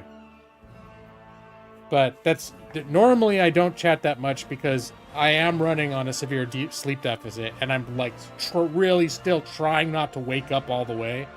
So that's why I'm not very participatory most of the time. I thought I did a good job of ignoring it. I appreciate that. The fun facts tend to make me go into long tangents. This time I laid down... Well, I didn't lay down the law. But like I said in the beginning, I said I'm not going to feed the troll. And, you know, Maggie Evie is... I don't know exactly what the deal is. I think Maggie Evie is young. I think Maggie Evie is... or strikes me as young. And, you know, like when a kid does something that gets a laugh or gets attention, and then they just keep doing that same thing over and over again for 2 hours. That's sort of like Maggie Evie is, a little bit. How he is, all the time about everything. So it's like, you know, you gotta have a grain of salt, a little bit, about like, you know, I think ultimately, like, I know not everyone appreciates that kind of presence here in the stream, but I'm still like, hey. He doesn't come in here and start fights. He doesn't come in here and cause trouble. He generally seems to like the people who are here. He likes to come in and interact. And it's not negative, even if it's sort of like, it's got that little kid edge to it, which, and I don't know how young he is. You could be a young adult and still be that way. But I get the impression he's young, you know. but lay down the law, Hawk. So it's like, I don't want to be like, listen, you son of a bitch. Brad doesn't want to hear it. Neither do I. Because, you know, so it's, I'm not seldom like offended by anything that he does, but sometimes I'm a little bit like, all right. But it's not bad enough that I want to make him shut him down or make him feel bad about it. Right?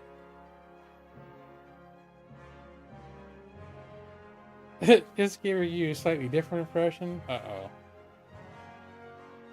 All right. Well, there could be various explanations for people having certain behavioral patterns.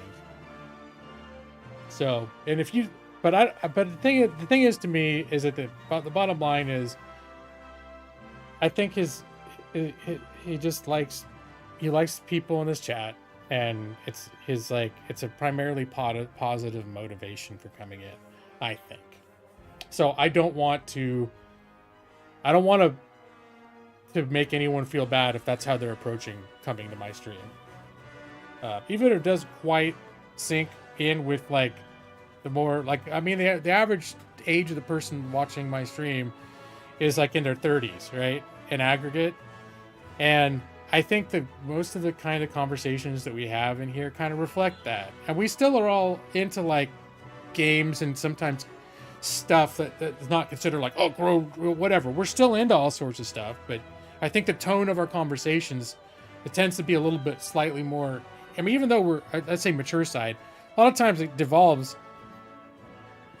it still devolves into immaturity, but it's the way that mature people act immature, right? Is different than the way that like a 15-year-old acts immature. When you're 50 and you act immature, usually there's a different feel to it, right?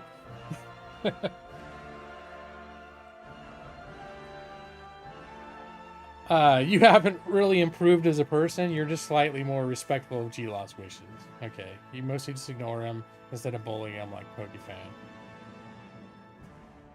Well, you know, PokeFan is like, he's been in here a few times. He's grown up a lot, I think. He's not the way that he was when he was 8. I think he was like 8 years old when he used to come in here.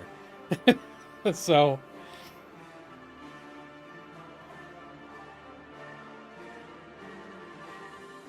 in the last 50 hands of poker, you're up 50 cents. Oh! That's another game that I wanted to call out. I haven't played it a whole ton. But... and I can't remember if I brought this up. Let me see.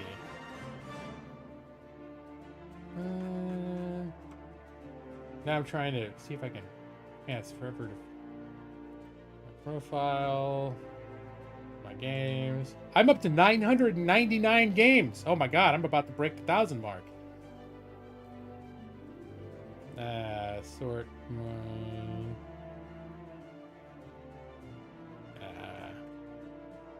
Why can't I think of the game now? Hold on, can I find my Steam? It's a card game, but it plays like a roguelike. And it reminds me in some ways of Vampire Survivors, even though it's not anything like Vampire Survivors. Balatro, that's it. Did I bring that up last week? Yeah, there we go. Chris says Barada, whatever. Is Barada? No, it's Baracha. It's a drunk lady. Balatro. Yeah, that's it. Look up any video game website; they love it. Or you mean like IGN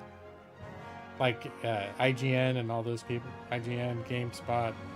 What are the? I know there's been a few since then that are more popular. GamePro, Gamers Electronic Monthly. What is that? Was that Electronic Gaming Monthly? Remember that one?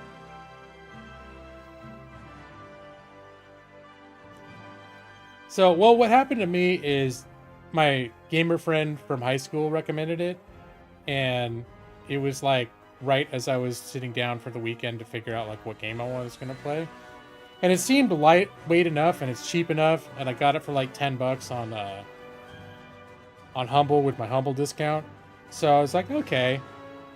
And I was just about to dive into Pacific Drive when he brought it up. So I knew that whatever I was getting, I had barely touched Pacific Drive at that point. I think it was the day after I streamed it for the first time, and I barely just started that game, scratched the surface. So I'm like, this weekend I'm really going to dive into that, but I'm going to try this Bellatrix. And I gave it I probably ended up playing it for a couple of hours. Like, it did suck me in. And I could see the progression and, like, the gameplay loop, like how the progression worked and how it definitely, I don't know how long that sustained. I don't know if there are people that are going to end up playing it for 300 hours, but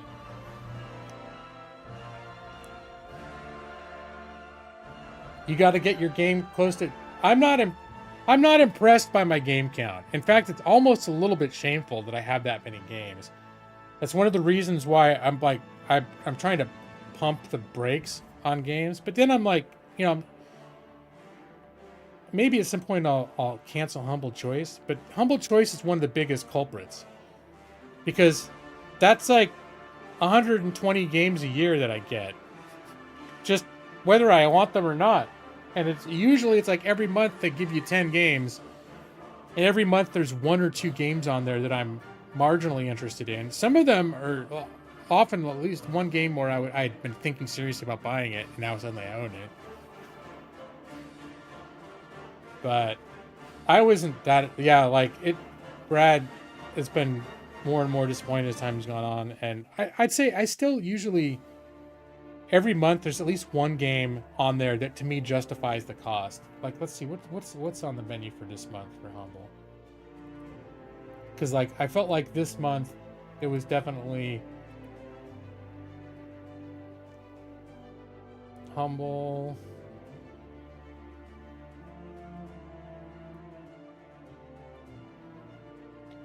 Citizen Sleeper. Citizen Sleeper is the game on there that I'm like, I would buy that game. I want to play that game. That game is worth all by itself. It justifies what I paid for the month.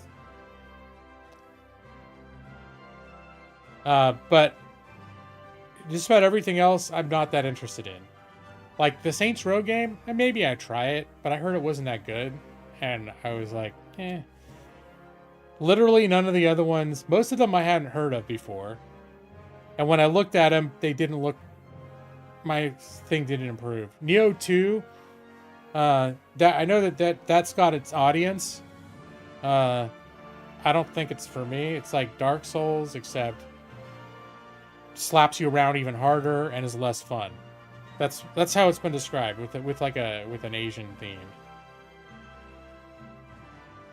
Yeah, I remember it being so negative that with the Saints Row that I was not at all excited to see it on here. The reason I haven't looked into it at all at this point, but the reason I'm like, it's on my list to at least look into a little bit is I can't remember why it was so panned when it came out. If it came out in a rough state and that was the reason, and it has since been smoothed out, then, and that's the case with a lot of games these days. A lot of games over the past several years, they come out before they're ready and they get panned, and then everyone thinks they're shit, and then 2 or 3 years later the devs have fixed it and it's actually a decent game. But in a lot of cases, like No Man's Sky, continue to get a lot of attention, and that's an example of one that people think that's a great game now. A lot of people anyways. There are games that maybe didn't get that much press, and they did have a redemption arc, and no one just gave a shit anymore, right? But No Man's Sky was I think one of the things about No Man's Sky is that because they keep releasing like pretty substantial expansions for free twice a year, so they're constantly doing things and adding to the game in a way that's like really seems to have redeemed their, like, yeah, they fucked up. They fucked up leading up to and at the launch. But most games that launch in shitty state do not get that kind of redemption arc. They don't get that kind of attention from the developers, but some of them do get fixed. And some of them do end up like, yeah, they were trying to market this particular game, and 2 years later, that's the game that if you bought it now, that you're going to be able to play. And it still maybe is not the best game ever made, but the reason everybody hated it is no longer valid. And that, I don't know if that is or isn't the case with Saints Row. I'm not trying to argue that's the case with Saints Row, but it's the reason why I'm sort of indifferent. But in the past, I have enjoyed playing past Saints Row's games in the past.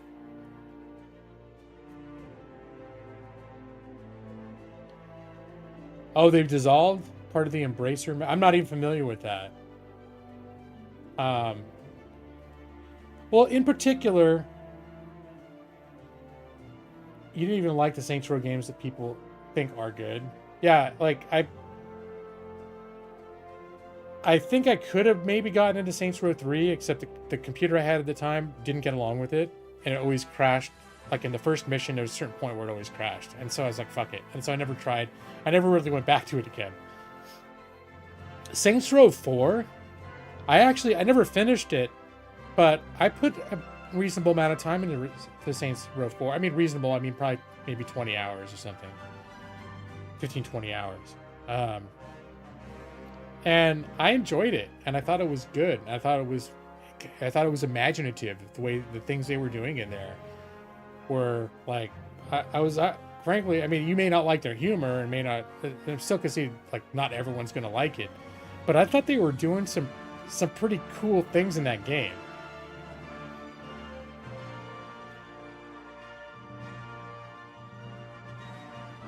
Embracer is a Swedish company that bought all kinds of studios and planned to get Saudi financing, then Saudis pulled out. Oh, that sucks. That's almost like it's like a horror story for the gaming industry. You could ruin a lot if that sort of thing were more widespread. You could ruin a lot of the gaming industry doing something like that. I mean, more so than it already is.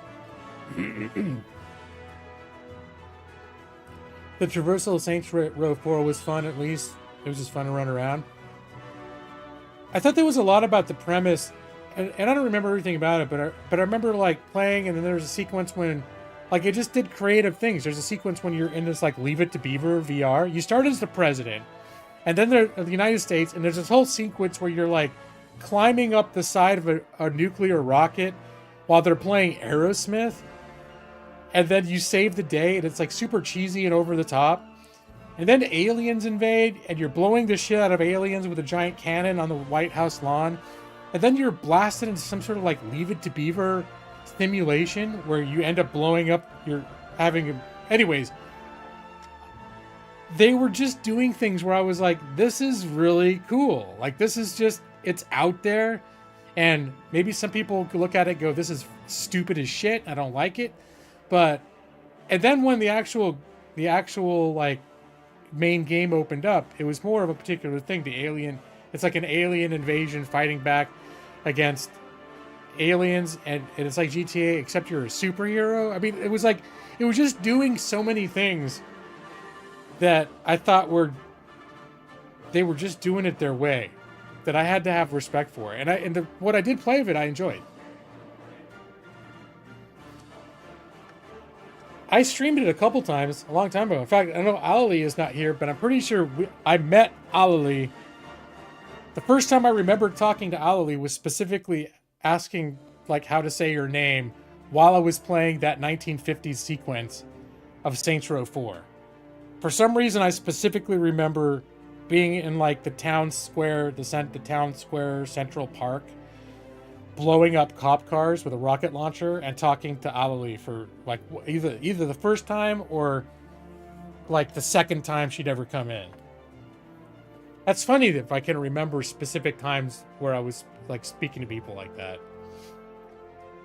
You do tend to enjoy things that have fun being stupid as shit. Okay.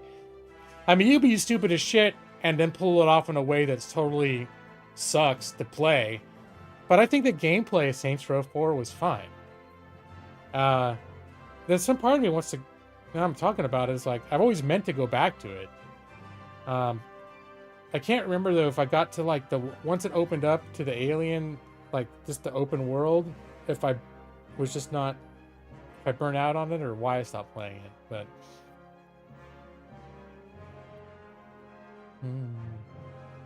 you like stupid gameplay stuff. It's fun to you too, but you can't listen to dialogue. And that's where it gets subjective. Is the kind of humor and that they're presenting in a Saints Row game is definitely like not a one size fits all proposition. So, yeah, and there's a few series that are like that, or franchises and things in general, where it's just like, yeah, a lot of people really like X, Y, or Z, but humor can be a really touchy thing. There's very few things based in humor that are that have universal appeal. All right, good night, Chris Plays Games. Even though I haven't started playing the game yet. I guess that means I better start playing the game, huh?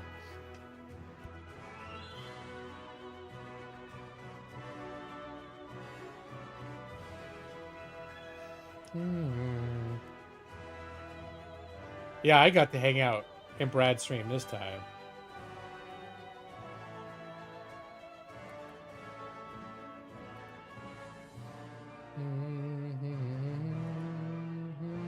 All right.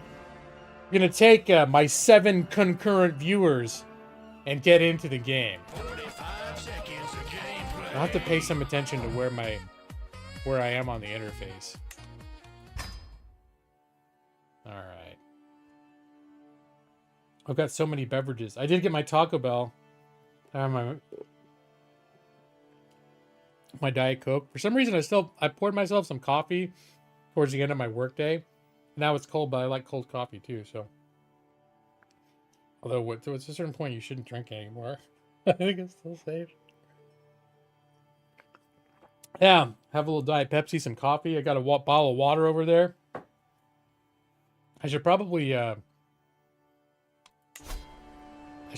move away from these heavily caffeinated beverages. It's almost 10 p.m. where I'm at, but well, we'll see. All right, let's get my controller thingy. I think I got it set to the right thing. So, surprise, surprise, here's Lawrence Hawk. You know, the funny thing is I didn't design him. I didn't design him to be fat like this. But, can I spin him? I realized I could rotate him. But then one of the traits I chose, a negative trait I chose was Comfort Eater. And it made him fat. And I was like, well, you know, I'm not always like, I'm going to make Lawrence Hawk be fat, just like me. But then when they made him fat, I was like, yeah, that's kind of look like me. Yeah, we got similar physiques right now, me and Lawrence Hawk. Oh. So, of course, you know I got to introduce you to the family now. We got to get him on the Beat Saber. We need to send him out on some nature walks. So we got meet Petty King Lawrence of Munster. He's 33. So I think he was 25 when I started. So I guess we are what's the math? 8 years into the game? Which would have the game starting around 1066. I couldn't remember if the game started at 1060 or 1066. 1066 is the year of the Norman invasion of England, I think. All right, so I made, because you can play an actual historical ruler with a whole family line and everything, and there's something to be said for that. Because creating a ruler, you start without any kind of family lineage leading into it, but that's also kind of why I like starting with the with these little podunk, you know, starting in Ireland. So he's just, of course, because talons of justice. He hungers for justice. He is cynical, and that is to reflect that if I were going to be around in the medieval era, well, actually, probably I would be following a religion at a time. I don't know. But I know in real life I'd have a real hard time just being all like, oh yeah, I believe all this shit about the Pope and all this. Well, even their Irish version of religion's even weirder. And so I'm like, yeah, probably I would be leaning to be more like intellectual and skeptical than embracing of the religious sentiments of the Middle Ages. And that probably, much like it does for good petty King Lawrence, probably to the effect that religious people and members of the clergy would find me somewhat distasteful. Maybe not so flat out heretic, but someone be like, yeah, I just don't like that guy's attitude. I don't think he's saved. Shy, which again is to represent my inner introvert. And like I said, he's got a serious snowballing stress problem because he keeps making decisions that his shyness trait add stress because he's wants to be quiet and by himself. Norway really fucked up Proto-England? Oh shit. I don't know what happened there. I'm not that far into the game for this kind of shit to be happening.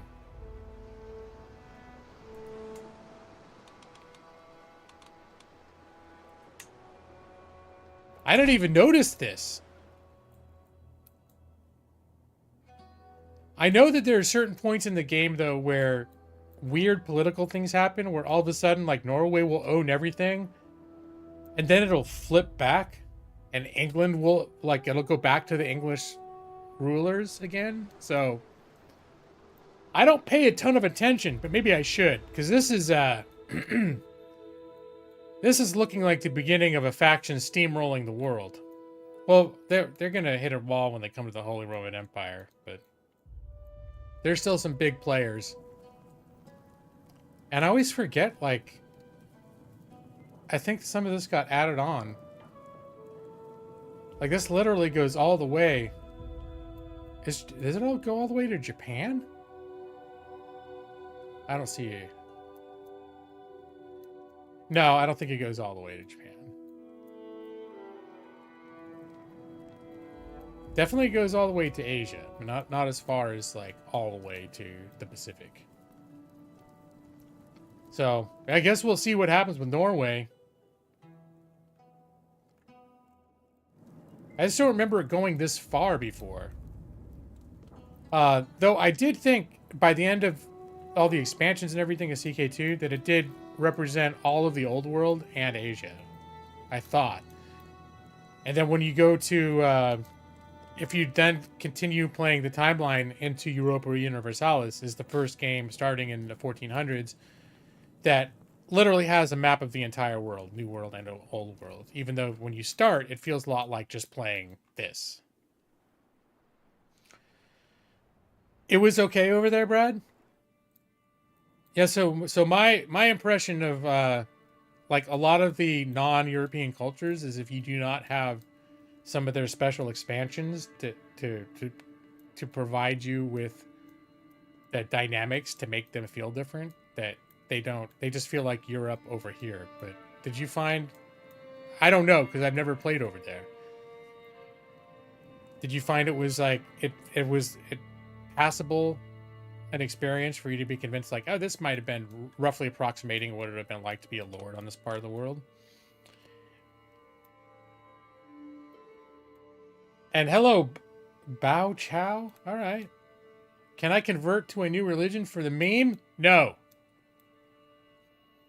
I take religion very seriously.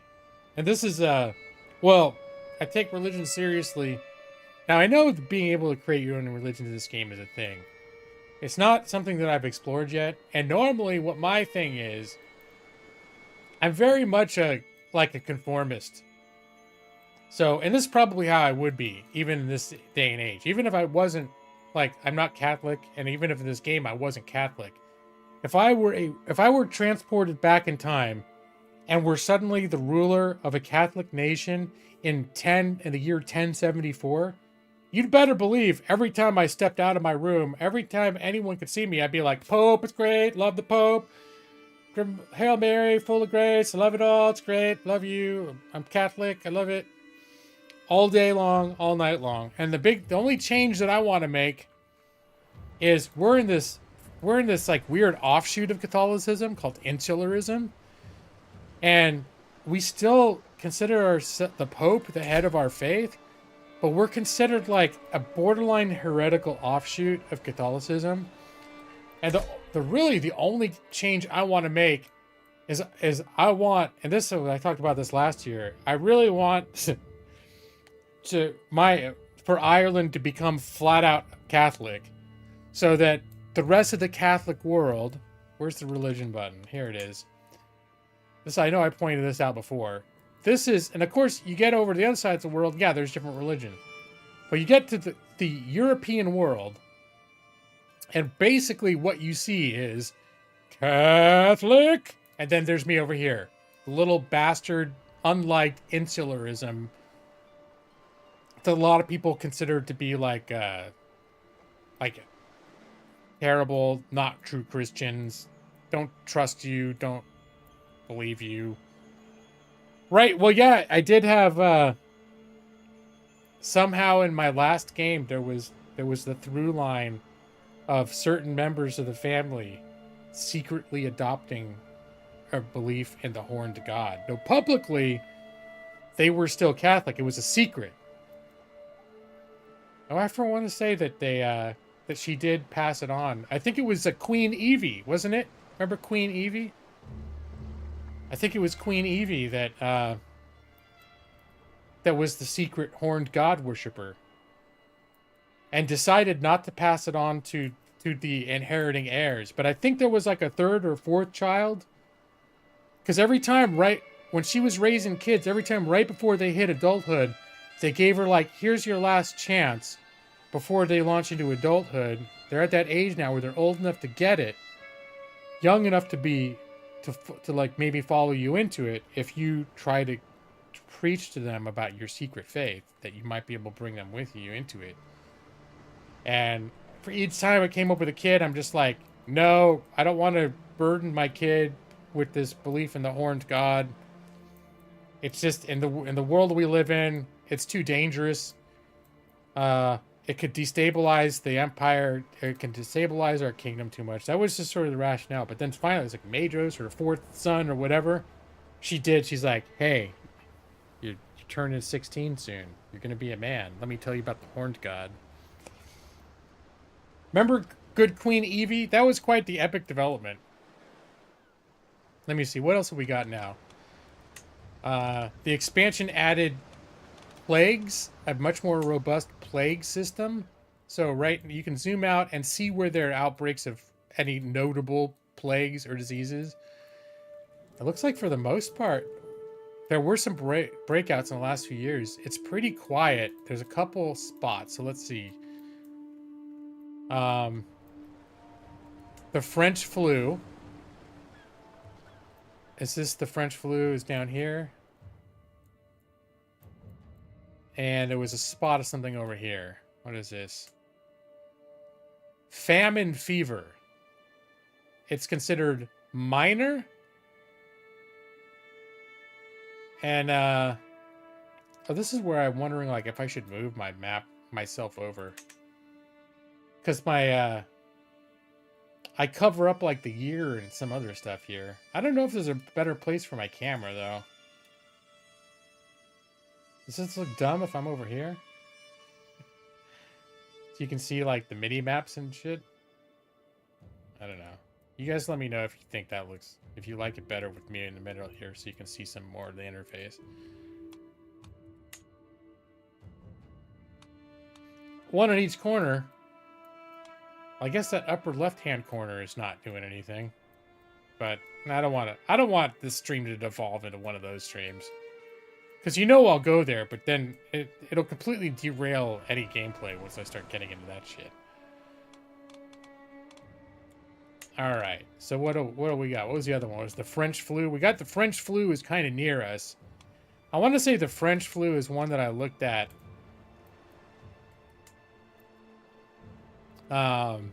It's been around for a while. The outbreak began. Oh, this is a relatively new outbreak then. This began in 1073, which was just a few months ago. So far, there have only been 6 fatalities. It's rated as a minor disease. There's minor, major, and I think apocalyptic. Like the last one is just terrible. The one that came to us was classified as major, where I shut down borders and everything. This one, this is not. It's not a walk in the park. The main symptom is consumption, which does cause severe health penalties, it says. But I don't know if that means it's a lot. Infection rate. We got a pretty high infection rate in those 2 kingdoms. But you can see here, these are like the actual infected areas.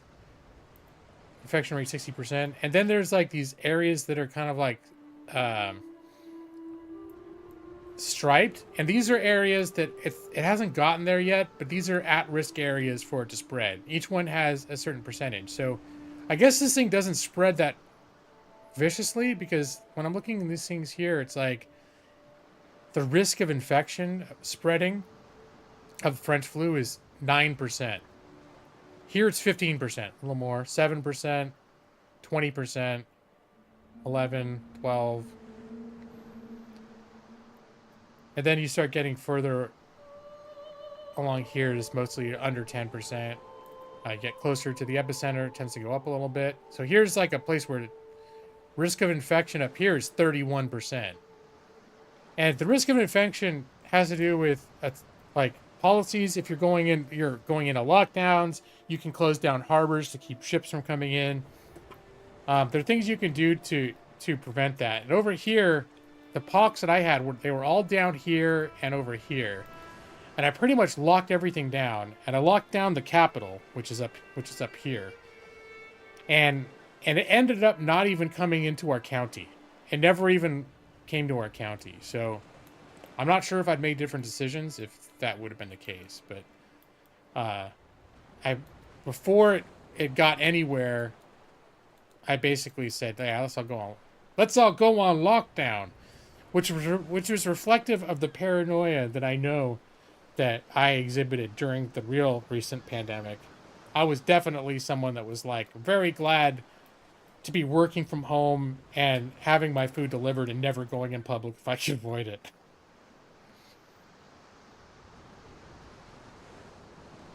"9% is pretty virulent, though yes, you don't know over what time period they mean." Yeah, and I don't know, relatively speaking, like what's considered a lot. It goes up and down, so it'll start off lower, and then the infection rate will get higher. And that literally means 86.14% of the population is infected. I don't know if that's what that represents. When they say fatalities, it says 6, but the fatalities specifically are in reference to named characters in the game world who have died. And now, granted, there are a lot, but that is not in any way meant to represent everyone in the world. Heck, why is this so?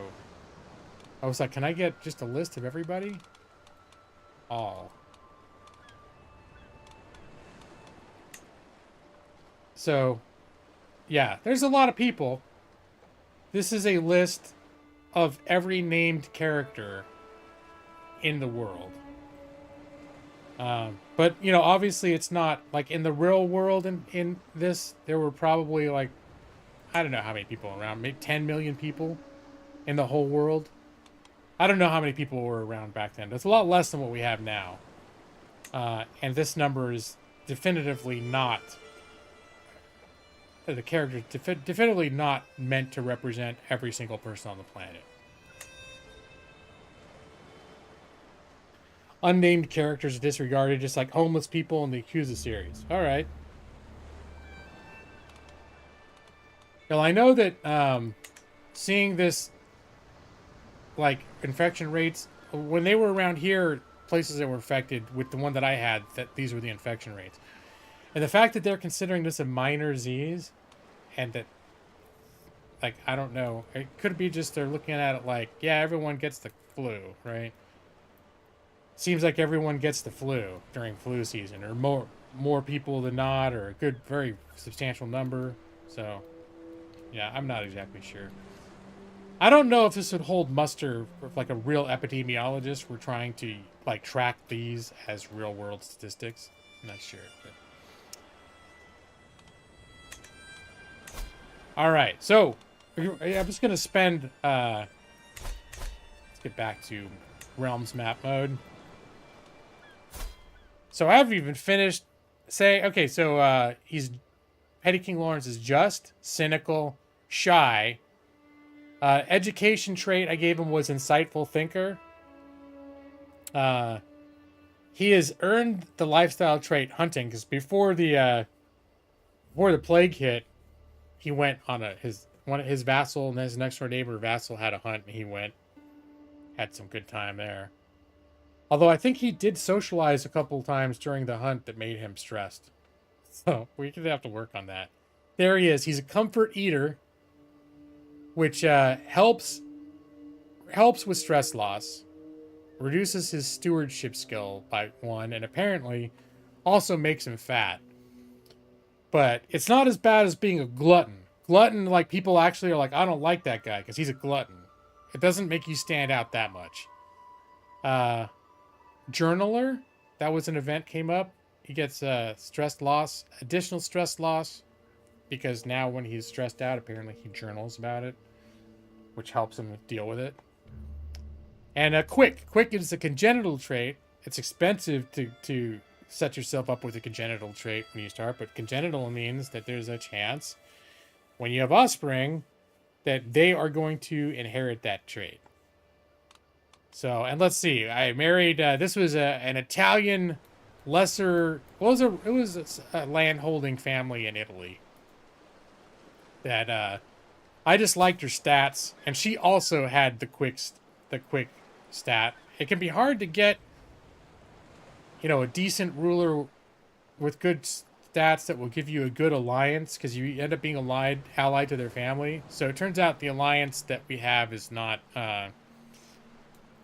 it's like one little province down here, so it's basically never going to be useful for shit. But so mostly I married her because she was of a good age, and I liked her overall disposition. She's honest. She also is shy, which means that shy people have higher opinions of each other. They like other shy people. So that was something that I knew they'd get along. And she's honest, shy, and temperate, which I think get the character traits to get along well with, with Lawrence Hawk. She's a thrifty clerk. Disinherited? When did that shit happen? I don't remember her being disinherited. Maybe because she married into my family, she no longer inherits? I'm not even sure how that works. If that was like something else happened, she was disowned somehow, or if it was literally she married into my family and then became ineligible to inherit anything from her own family. It could be that. You don't dislike people because they're gluttons? It seems really like none of my business. I can't remember who doesn't like gluttons. Because some traits are very specific. Like, if you are honest, then deceitful people don't like you, and vice versa. But also, if you're, well, let's see, like honest, what does it have? Opinion of honest characters is +10. Opinion of deceitful characters is -10. Catholic opinion is +10. I guess zealot vassal opinion is +10. So if it's like particularly religious vassals like you more. Let me see. Cynical. Who doesn't like me?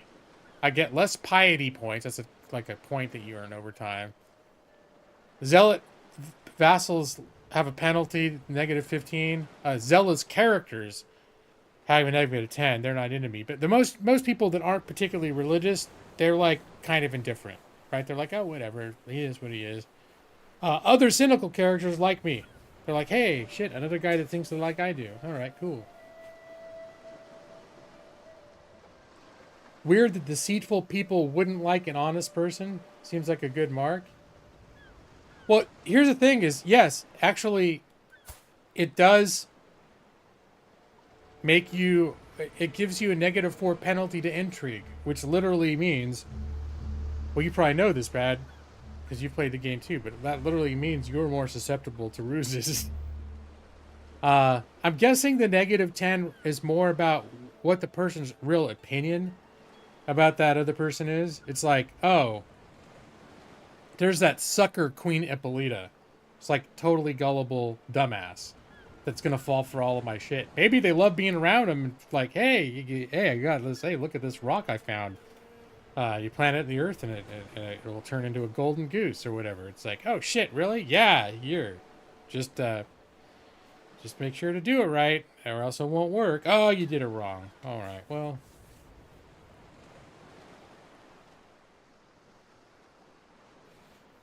When also if a dishonest person knows that an honest person is going to be all judgy at them and shit, like it's the thing is like a deceitful person. I could see how the dynamic would be that way. If someone who's honest, even if to the face of the person that if someone's dishonest, who's consciously like, yeah, I'm just gonna talk a bunch of bullshit to get my way. If they know that there's somebody walking around like, oh, this garbage liars, whatever, they're probably going to have less of an opinion on that basis. They'll also be like, hey, I'm smart. I know people are suckers. And the people that they think are the most prone to being suckers, they're probably going to have less respect for. They're probably going to be like, oh, there's that fucking sucker, right? So it's like, all right, I can see that being a rationale for it. But I agree. Yeah, Brad, just a game balance mechanic more than a deeply reflective of reality. I think you could make arguments as for why that could be reflective of reality, but it doesn't have to be so. But I definitely have known people that have questionable morals that have a bad opinion of people who they perceive as being like self-righteous pricks, right? People who are always flaunting their morals. And, you know, there can be some hypocrisy to that, but there's definitely, you know, I've seen that dynamic. And then people who are honest and value, like I could say with myself, I value honesty. And if I am aware of someone that I know is full of shit and they're going to lie to you and you can't believe what they say, I think less of that person. And I don't want to trust that person with things. Like, if I can't trust what they're saying or that they're going to do what they say they're going to do. Yeah. Anyways. So, that's my wife. And she also is quick. So, hopefully, between the two of us, both of us being quick. And I think that also opens the door. There are different levels of this general trait. The next one is it intelligent and then genius? There's 3 levels of it. This is the entry foot in the door level of it. But I think having the congenital trait for this does open up the possibility or the higher likelihood of kids having either quick or maybe even some of the potentially the more stronger versions of it. And I think both parents having that congenital trait increases the chance that a kid's going to at least be quick and possibly also have the other thing. So let's see who we got. Our kids, of course, we have to have the firstborn be Lawrence. He will be, provided he survives long enough to be king, he will be Lawrence II. Now, we all know that that doesn't always happen, and I think now that we've got the plague mechanic, it's even more likely you're going to lose heirs. Because that's what... Well, I'm trying to remember last time, if there was an heir and they died, and that's how Evie became. I want to say that's how Evie became the queen.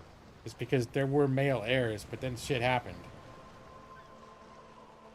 But, right now, Evie's looking like a long shot, because we got the firstborn son, he's 6... Lawrence, he's got a nickname, the Prince of Fashion. Lawrence Hawk has been ridiculed for his fashion choices. That was not meant to be a malicious nickname. That was meant to be all in good fun. So, the king was looking for his clothes and they were missing, and he runs into the other room and he sees that Lawrence Hawk's like 3 years old, whatever. Young Lawrence, the junior, had dressed up in his dad's clothes, like with a crown, and he's dressed up like in all these, whatever. It was an adorable little incident, and one of the options was, and it was totally friendly, and they all loved each other about it, is to be like, well, look who you are. We'll give you the nickname, the Prince of Fashion.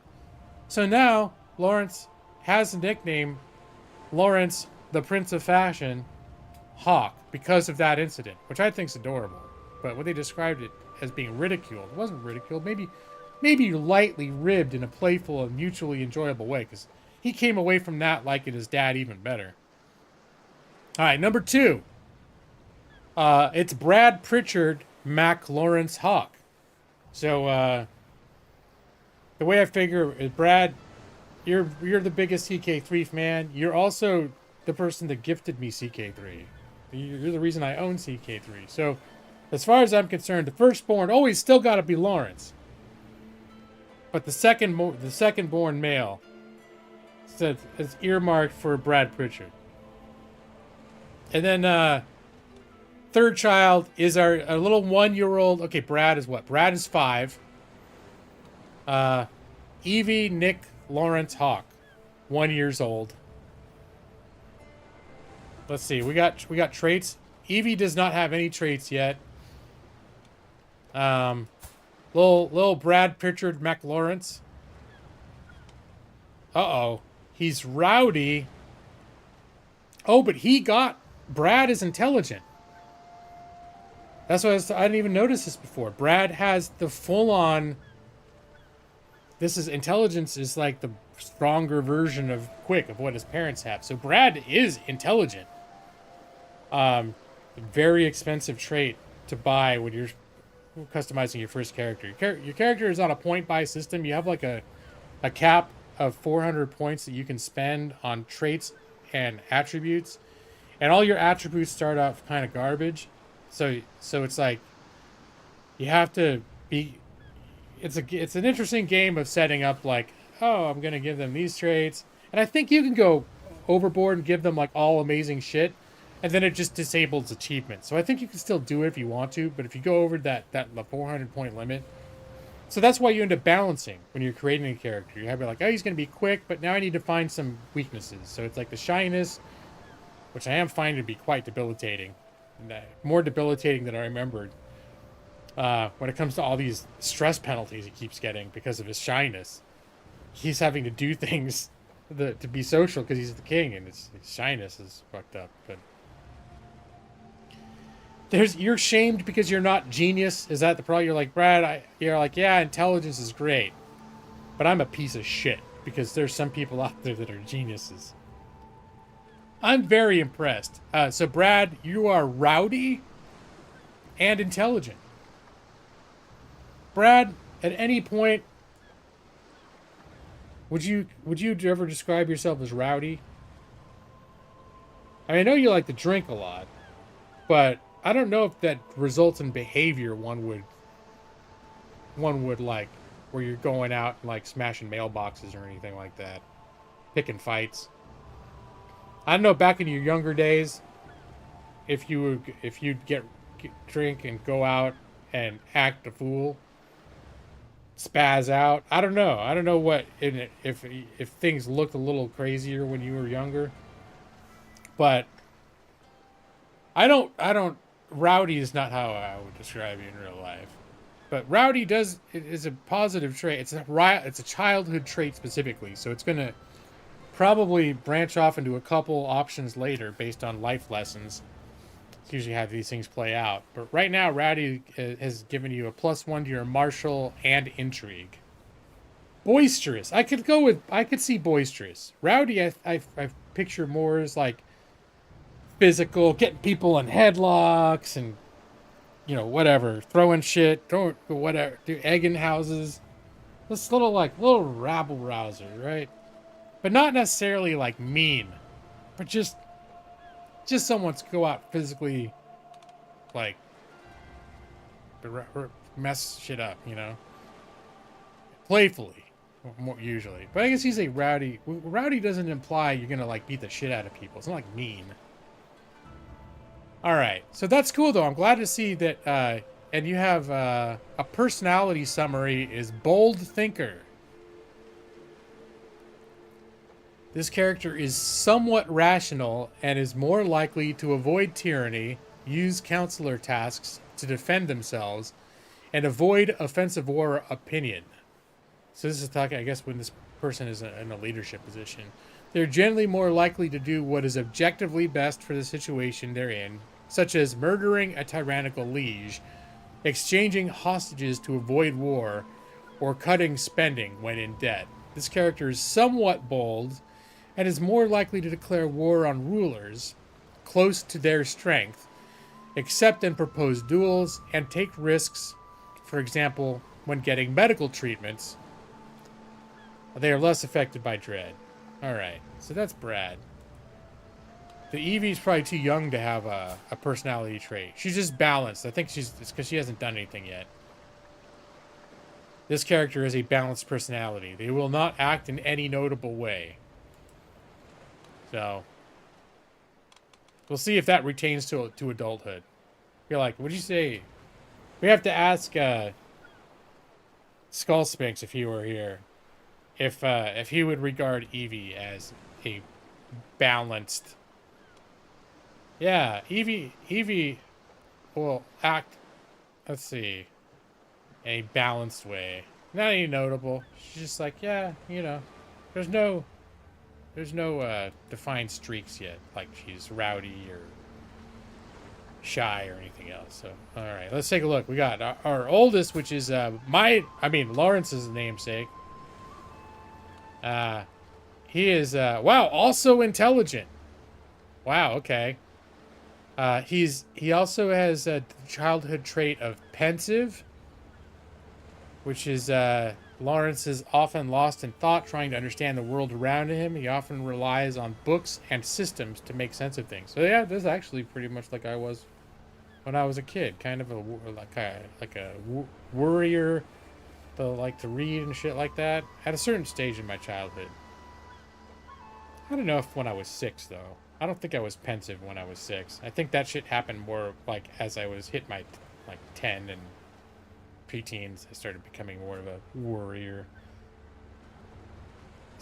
Stay home, be quiet, read a book, worry about shit. And intelligent. Lawrence is also intelligent, so that's good. Intelligence does a lot of good things. His personal summary is a planner. What does a planner do? This character is very rational and is significantly more likely to avoid tyranny and use counselor traits to defend themselves and avoid offensive war options. So what this looks like is basically he's like the same as Brad's character was, except more stringently those traits, those rational traits, where Brad is the same relative behaviors, but a little less strong.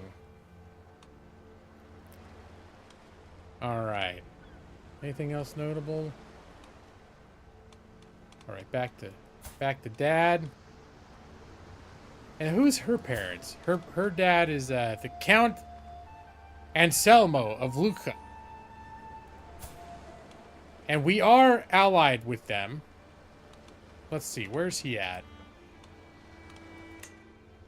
So this is the one little county that we've got. It's subservient to someone else. So he's not even... And he's part of the Holy Roman Empire. So he's a vassal of a duke who is a vassal, or is it a duke or a petty king? I guess they're calling it a duchess. He's under a duchess who is servient to Kaiser Heinrich IV of the Holy Roman Empire.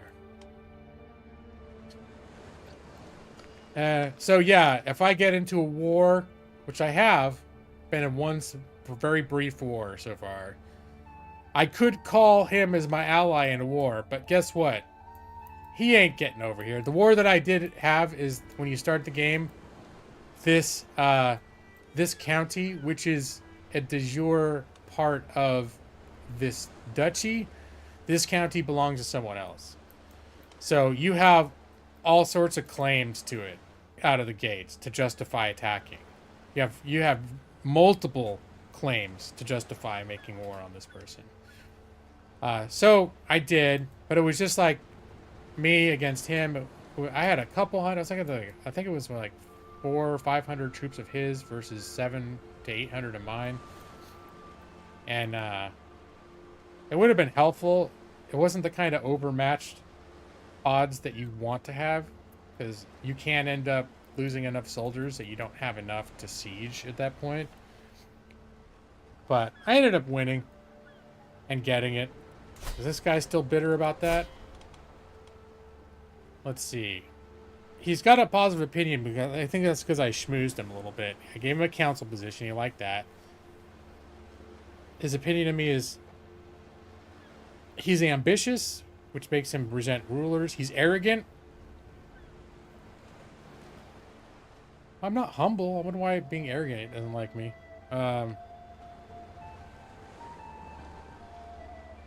Opinion of liege and vassals is negative. So he just doesn't like, his, when you're arrogant, you don't like your ruler or your peers in the vassalhood. Yeah, distant allies are relatively worthless. I agree.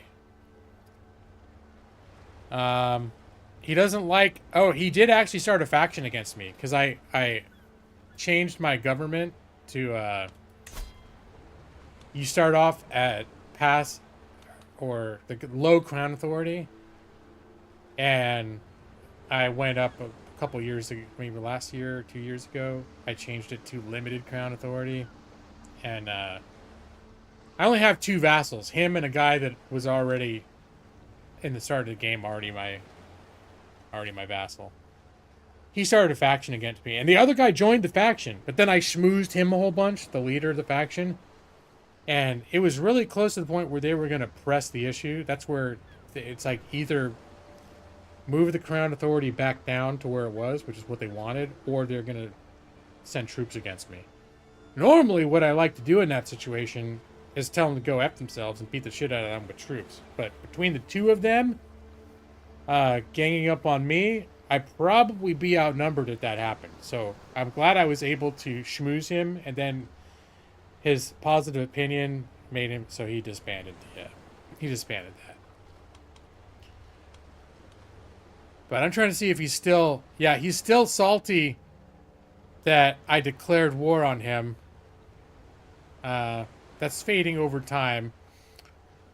I think all my vassals, I'm still considered relatively new rulers, so all my vassals have a little bit of a penalty because I'm like the new guy.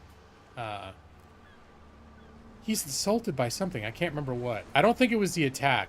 I think something else, a decision, some sort of social decision came up later where I threw him under the bus.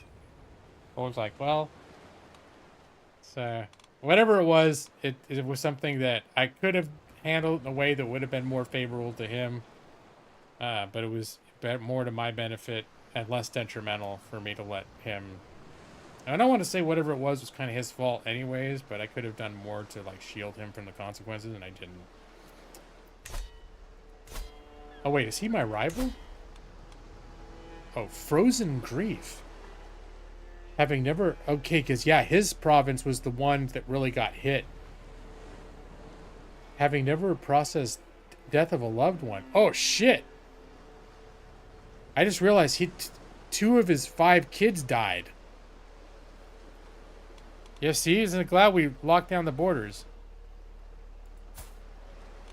Let's see. Died In 1068. Yeah, I think that's when the shit hit. Did the other one die in 1068? July 1068 for the 5-year-old girl. And June 1068 for the 13-year-old.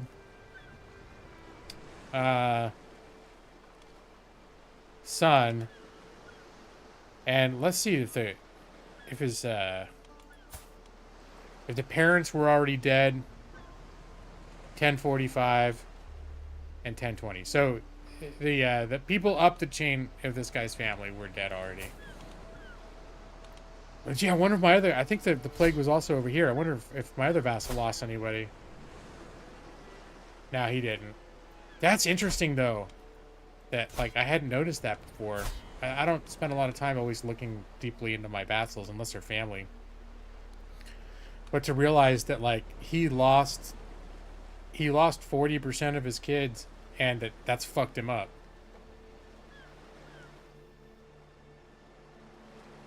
You also don't love nearby enemies because it's only a matter of time before you attack them. Well, they're enemies where it's like, I would love to be friends with them, because there's a good chance that in many cases, like, depending on the claim I'm pressing in order to take their land, they're going to become my vassal. So that's always something to consider, that someone is like your enemy for strategic purposes because you're going to attack them. You don't necessarily want to have a garbage relationship with them, because you want to be able to work with them after you've taken them over. Oh, nearby allies. It's only a matter of time before you attack them. I guess so, yeah, with pressing claims and all that stuff. Yeah. Although, like, there are times where, like, I wouldn't mind doing something like, hey, shit, it'd be nice to be allied with France when I'm eyeballing, you know, taking over some of these areas. Although I think France and Scotland are usually pretty tight. But ultimately, like, the way that I would play this game is I would slowly keep wanting to take over everything to become Great Britain. And then once I've taken over all this shit, then maybe that's that point where it is like, hey, how you doing there, France? There's a very small English channel between you and me. I wonder where my next expansionist aspirations are going to be pointed. No, there's no fucking way I'm dealing with Norway. No, really I don't know who their enemies are. Norway. Oh, he does not like me. Oh, he's religious, that's why. And he's a different culture. So it's cultural, and he's zealous. He's zealous and I'm cynical. Okay, that's why he doesn't like me. Diplomacy. Truce with Robert of England.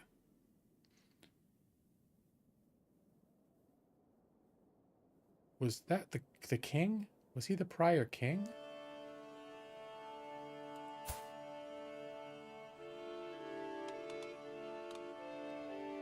He does have the claim to the Kingdom of England. And his dad was William the Conqueror. When did his dad die? He died of typhus since I started the game? That could be why Norway took over England. I'm trying to think, in real life, I don't think William the Conqueror conquered England and then died of typhus 2 years later. Although now I'm curious. I'm kind of curious to find out. William the Conqueror. But having a major figure like William the Conqueror die prematurely before he really had established his control could have made England very weak to other rivals.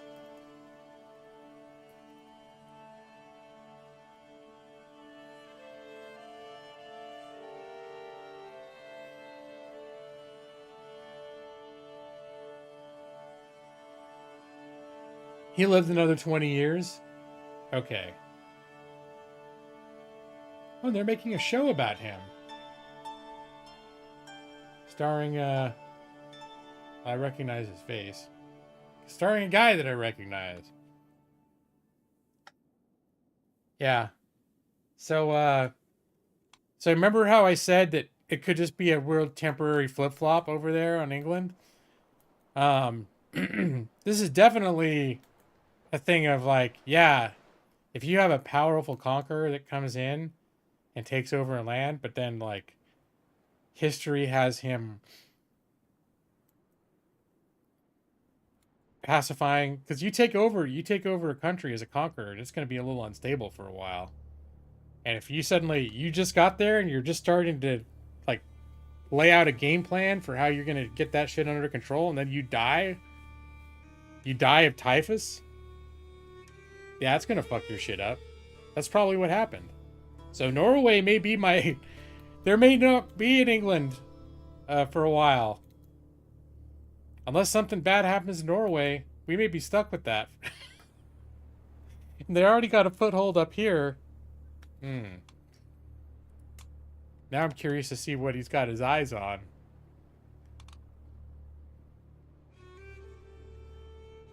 He's allied to Sweden, which appears to own a whole bunch of Scotland.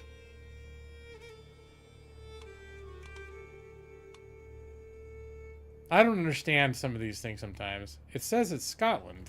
Why is it highlighting as Sweden?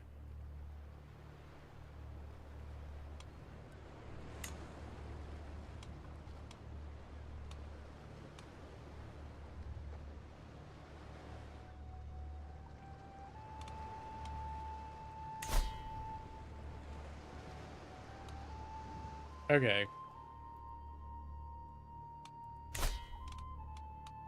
Now I'm just falling down this rabbit hole. Alright. So maybe he's not up here so much.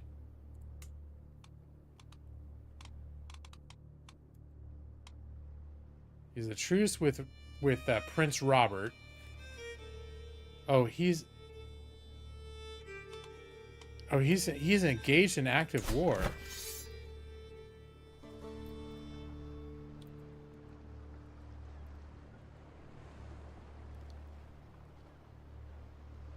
I don't understand what the hell's going on over here.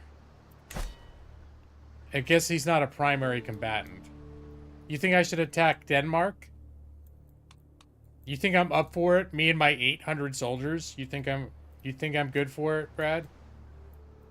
I could call in my help from this one county that my wife was born in. My disowned wife.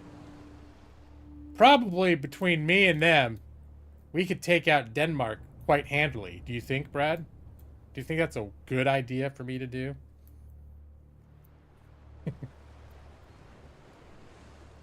All right. Well, here, let's as I'm prone to do, turn the game to very slow speed initially on stream and just let the time. I've been paused this whole time. Let's see. I'm going to pause it again. What are my things? Okay. I can create a man-at-arms regiment, but I'm poor as shit. I was in the red for a while. I was up down to negative 76, so I'm trying to hold off on my spending. I could declare wars, and that's because I fabricated 2 different claims. I think I'm going to stop fabricating claims because to cash in on them, that's how I went in debt in the first place. So, but I got claims on these 2 things. Create an accolade. I remember not being very impressed with this as like, what's the point?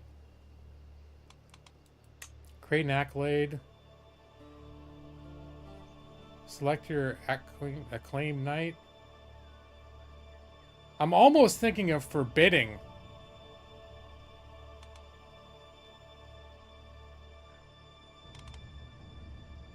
Yeah, I'm going to forbid my council members from being knights. I did actually save scum a little bit in the war, because the very first battle I went into, 2 of my counselors that I just spent a bunch of money getting to court and recruiting, 2 of them died. And all of your counselors automatically like become knights, and that means that when you go into battle, they just like, oh, I'm gonna go. It's like, no, guys, hey, you're on the council for a reason. I think the marshal will still join the battle as a commander.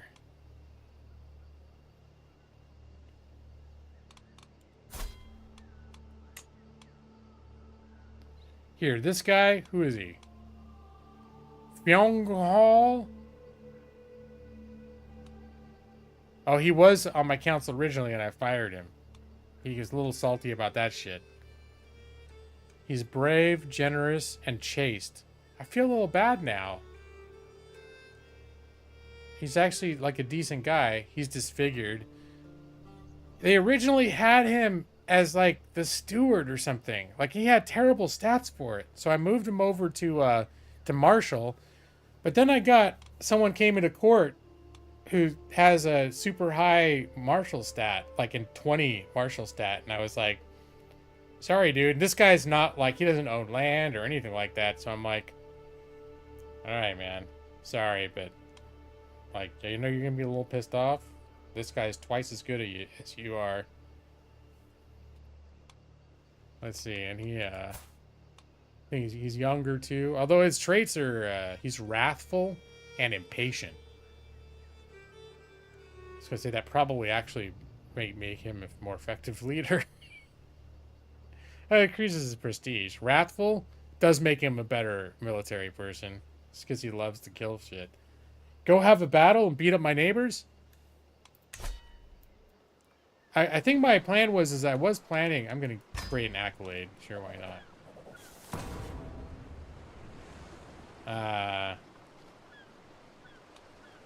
I don't know. Primary. Valiant.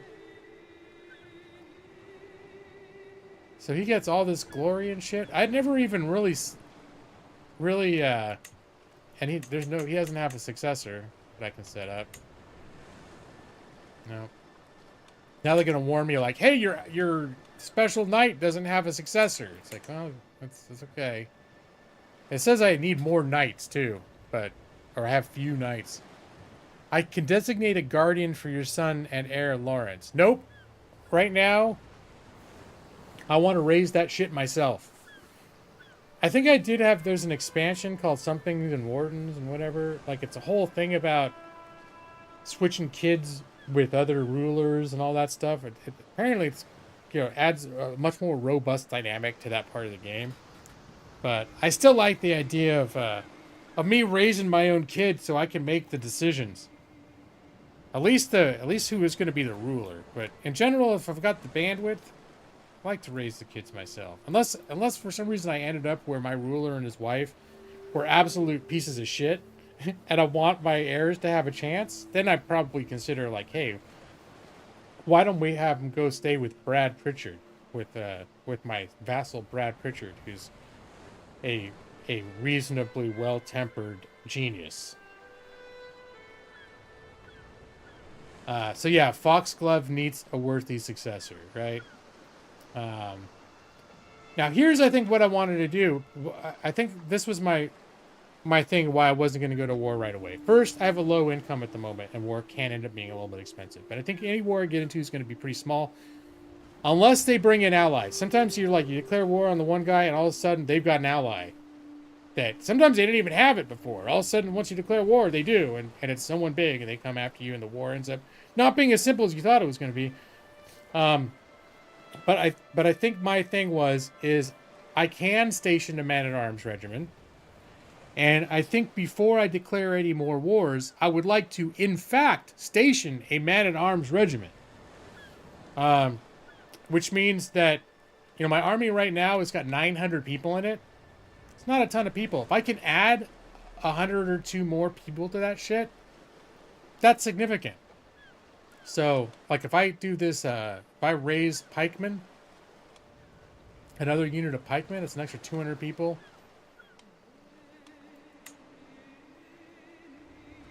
I can afford light footmen right now.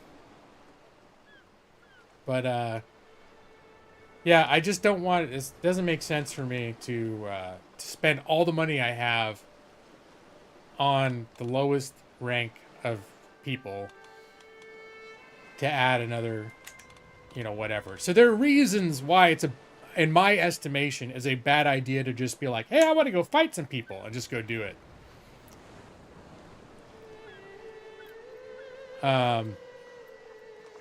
So, because let's see. We look at...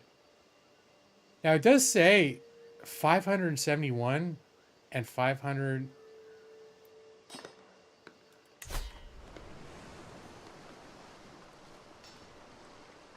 Now, they're saying I have 1170. I think they're also counting... They might also be counting my allies. Yeah, I think they're counting this 262 troops that the count back down in Italy has, which for all intents and purposes is not in any way. I should not be counting that 262 as relevant to this battle. So, but you know what? I might be close enough that this would be worth just going for it. Now that I look at it. 494. He's got no allies. Let's see if anyone else got their eye on this.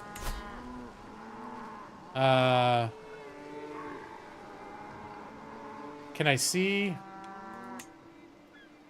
the Earldom of Ossory? Line of succession. Isn't there a claimants? 5. Here we go. I am a claimant. Ragvald. This is my own vassal. Sorry, dude. He's gonna... Well, who knows? Maybe I'll give it to him. But I have a feeling I'm gonna hold on to it, and it's gonna end up going to my kids when I die and inevitably have to split up all of my holdings among my children because of our stupid succession law. Son of Earl Donmo. All right, and yeah, it actually looks like there is not... He has no allies, and there's not someone else that's got an active claim on it. So...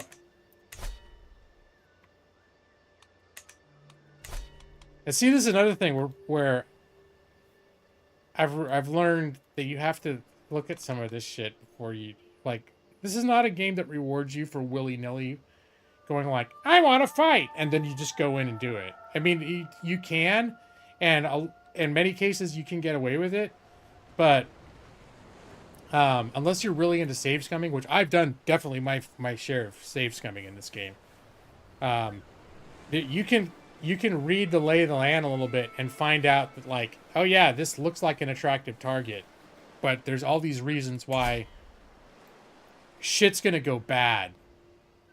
Like, as soon as I declare war. So, this guy has no allies. I know this reclaimants 4. And...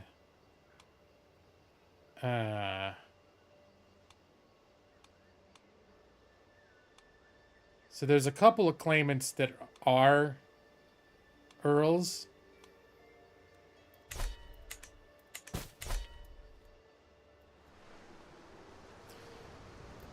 And I think ideally what I'd like to do is I might not even get to getting that, but I think I would like to go across here and get this. What are the de jure duchies? These duchies are not intact right now. All right, so yeah, I think the idea is take out this one, and then I think that will give me a claim on this one, since I already at that point control 50% of the duchy. Then I'll have a claim to go after that one, and then to do that one and then that one. But that's now I know that the Leinster has been a problem in the past. They do have an ally. They have a somewhat formidable ally. Truth be told, yeah. So that would be a bad move to go after them. But I think we take this out, and then I don't know. We assess the situation. Wait until it looks like we can either arrange for or arrive at circumstances where we could tolerate. Like, if this guy's getting a fight with Norway, That's a good time to go after his ally, because he's got his hands full. That's the kind of shit you gotta watch out for. Alright, we're gonna go back to Realms map mode. But I think, yeah, I think we maybe have a green light. I'm gonna do my, my Lawrence Hawk, or Hawk pre-war save, because I'm not too proud that if for some reason I do this and some sort of catastrophic unforeseeable reaction occurs that wrecks my game, I can come back. I can come back from it. But we're going to go for, this is the one, right? Ossuary. Oh. Ossuary. And we're going to go for my claim, not my vassal's claim. Wait, how much is my domain limit? I can have up to 5, I only have 2. So yeah, definitely I should press my own claim. And then I will gain the title. Well, he's not going to be a big fan of this move. Does this guy like me now anyways? He already doesn't like... Oh, the reason he doesn't like me is because of my fabricated claim. Alright, I guess I can't be... You son of a bitch didn't like me anyways. Yeah, he didn't like me because I did pull kind of a dick move, you know? But, you know, this is just how you did shit back in the day. Alright. Declared war on Earl Domnall. Now he definitely is pissed off. Alright, let's get the, let's raise all armies. And we're gonna give them a minute to populate. Yeah, I think at this point, like, my vassals don't even they don't separately give me anything. Knights, levies. Does this include soldiers from my vassals? Raise armies. I can't remember if that's, like, how they calculate that. I think that this is part of... I don't know. It's one of those mechanics where I'm not exactly sure how my vassals play into this number, or if they do. Because I know, but I remember before when you raise armies, like, you'd get, like, 3 different armies pop up. But that might be your own different provinces' armies being raised? I don't know. Anyways, I just hit the raise all button, and that's what we're left with. 905. Advantage.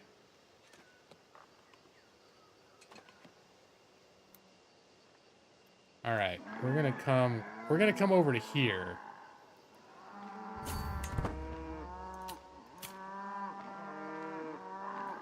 Apparently, we're navigating some very, very crowded fields of cows.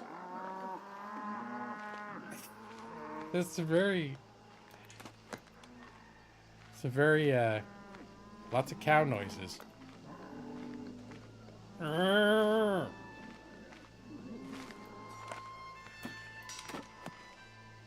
Alright, okay, I'm gonna have to cross anyways.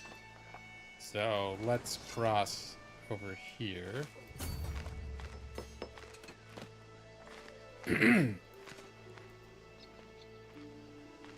And let's just hope this doesn't... Oh, I'm paused. Oh, he's gonna meet us. Alright.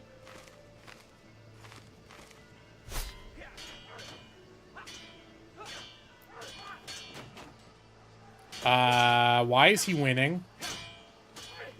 Oh, he's got a kick-ass... He's a very good commander. Uh-oh. Okay. This, it turns out, I wasn't counting on the dude being a military genius.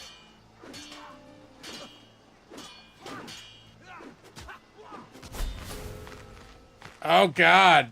Oh, no. This is not good. This is really not good. We can't come back from it. Especially because he barely took any casualties. And he took out 30% of my army. All right. Well, that's not catastrophic enough to where I'm going to save scum it. It's not like I could have done it differently. This is just a poor decision based on me not being aware that or maybe that's something I should look at in the future. I wasn't expecting to have a martial score of 32. That's stupidly high. It was a very embarrassing defeat, Brad. Okay, you know what? Here, where's my war thing? I'm ready to can I give him a white piece? He will not accept a white piece? Oh shit.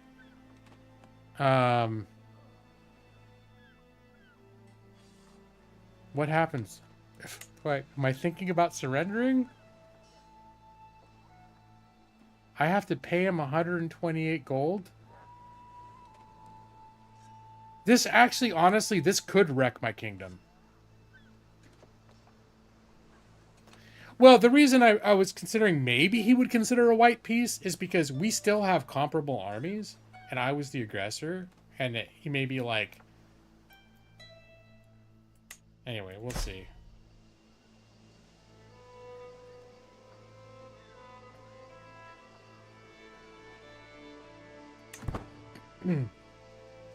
We're gonna let the army regenerate. I was gonna say, before I was making enough money that possibly... Shit. I said I could hire another, like one of those light troops, but at this point, that's not gonna make any fucking difference. Here, let's, is that a river over there? I'm gonna move these guys here. If he, for some reason, could be tempted to attack me across this river...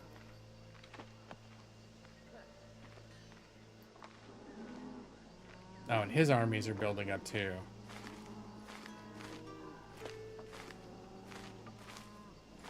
This is almost like I'm considering save scumming just to undo the war, because it was such a mismatch.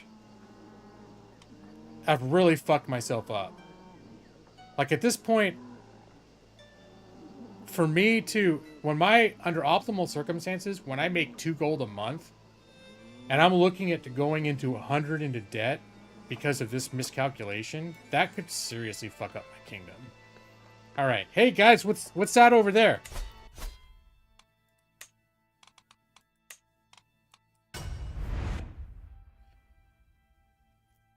So I just was thinking, I was just speculating about what could happen if I went to war. I have a very vivid imagination, unlike Nick. Well, Nick probably still strategized. My inner mind's eye had in vivid detail played out this scenario of how that might unfold. And it turns out my brilliant strategic mind... Let me see if I could have foreseen that. Okay, his martial skill is 17, which is already a little bit of a problem. Can I see that did he have a marshal or something? That's insane.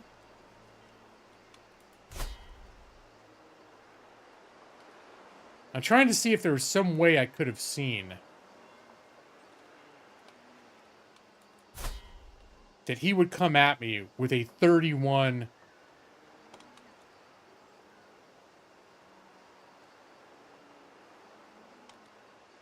Can I see his court? Let's see. Guest, Stewart, his courtiers,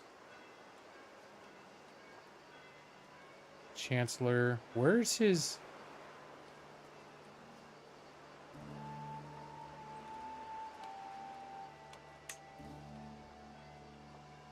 How did he have a 32?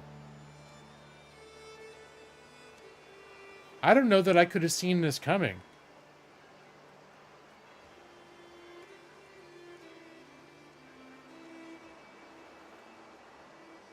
How did his martial skill? I should have taken a look at that before I save scummed out. That is a freakishly high number, Brad. Yes. Like an unforeseeably high number.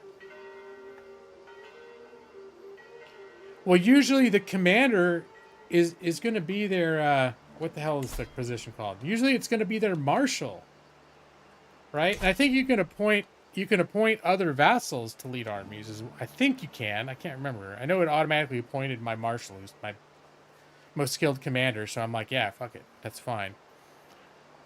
I guess does it just? I forget. Like, if it does it add their number to yours, your marshals? I mean, as it is, I can't even see that he has. I can't even see that he has a marshal assigned to his court.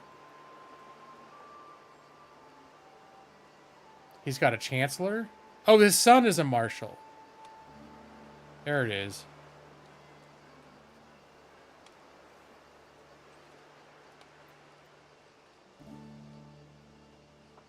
And I forget how their scores relate to.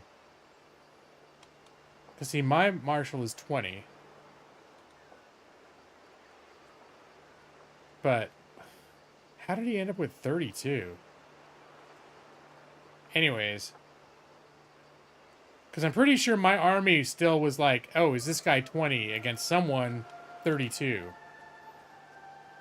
Anyways. Now it's almost like I want to check the autosave. If there was an autosave. This is crazy. I just noticing it says different version from my past saves. This is a save I created yesterday. Is there already a new version? Or is it a bug? Anyways, I think the lesson learned, though, is like I'm not making a move on that until I can afford to add to my army without going into debt. Could I attempt to see if try it with this other one and see if it goes differently? This person's really mad at me. Oh, he's extra mad because he caught me while I was in the process of fabricating my claim. And I was just like, nah, I'm pretty sure I'm going to find a claim. Like, I made some kind of statement like, boy, how do you know I don't have a claim or whatever? I basically was like, I think I'm going to find that I do have a claim. And now he's extra mad because of that. Yeah. The fabricated claim is negative 25. It was negative 26 for just the fact that he caught me in the middle of doing it. And I just was like, I think I'm going to find that I do have a claim. As my agents in there, like, actively fabricating. I got caught with my hand in the cookie jar. Let's see. So this guy's martial skill is 4. Let's see if I can see any foreseeable consequences. His marshal's got a skill of 14.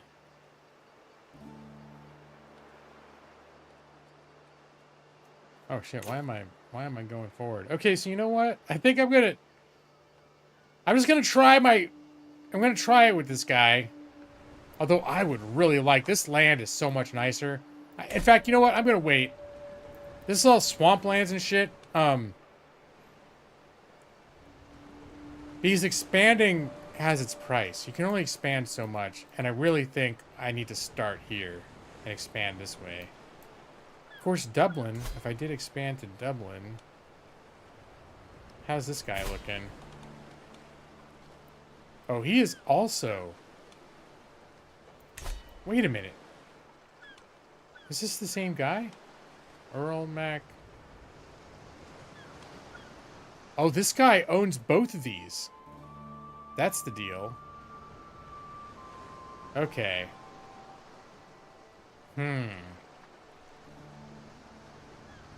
That would have persuaded you, Brad?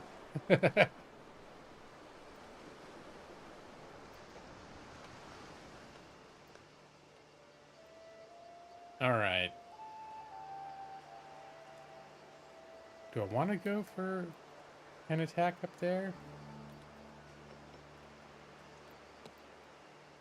Yeah, you know what? I'm going to try it. Why the hell not?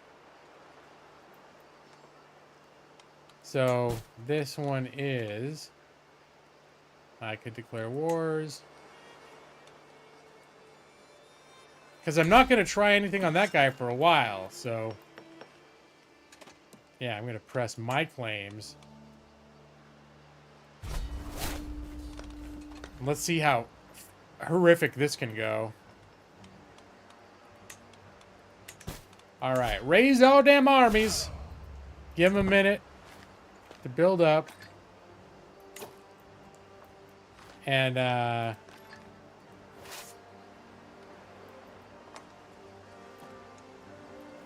is there a river running through there?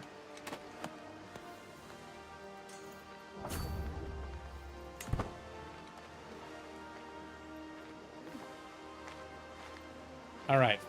Let's see, what is he, can I get a look at this army of his?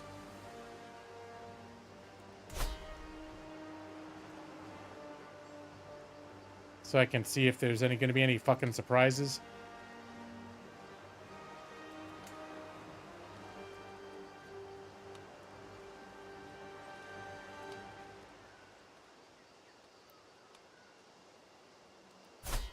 According to this, it's going to be like he's leading the army himself. Is he?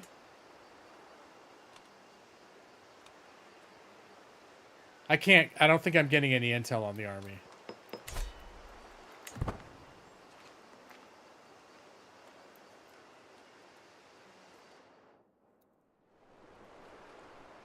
What I do need to know is if there's a river running through there. I can't, sometimes it's hard to tell.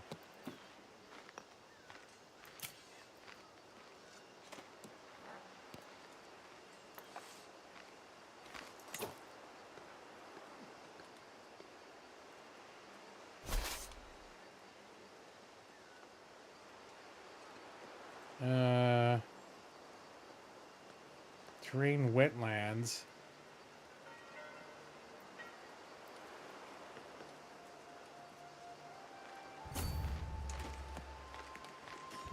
Oh, I thought I could go straight across. Apparently I can't.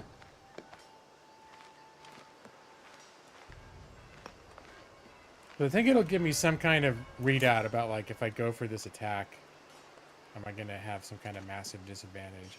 I can't tell that I will.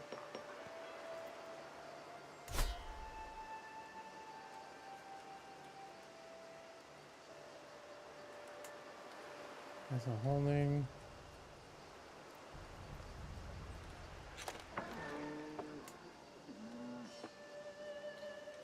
I'm just trying to see if I can, like, I thought there was some way you could tell, like, what elements of the terrain. Like, here it says plains, but there's definitely, like, if you attack across a river, it's going to make things very bad for you. To the point where it's like, well, maybe it's a better idea to come over here. But I can't tell where this river goes. Can I just look at the, hold on. Is there a way I can, like, literally just look at the terrain with all these borders? Because the borders are covering up the rivers. Terrain. Here we go.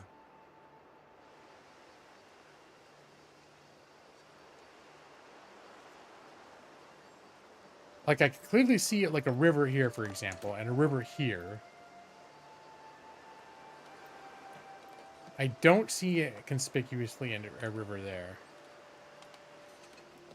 Alright, I guess I'm just gonna go for it.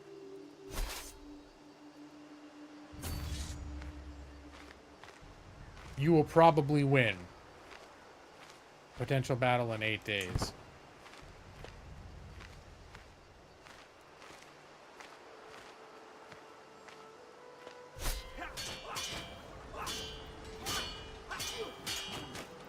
Alright. Oh, I guess before it was advantage. It wasn't 32 wasn't the number. I wonder why he had such an advantage. I thought that 32 was his commander score. I mean, I'm not exactly mopping the floor with him, but I am winning. And I am going to win. Hopefully I've got enough soldiers left over to do the siege. He's really not making it easy on me, is he? Am I literally fight? Did he fight to the last man? Oh no, he did. Okay. All right, and I'm not going to chase after him.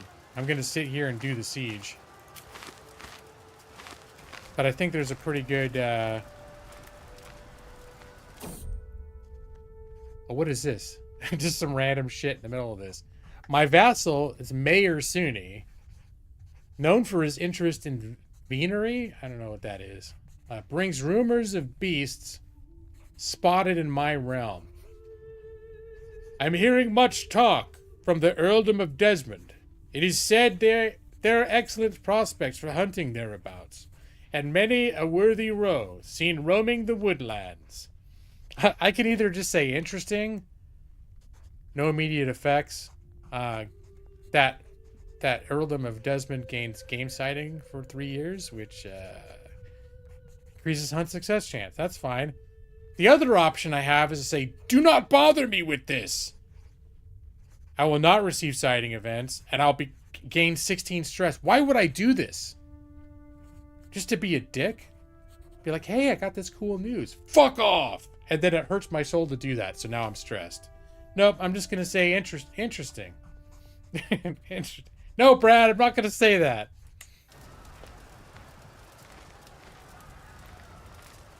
All right, he's coming back for seconds, but I'm not breaking my siege.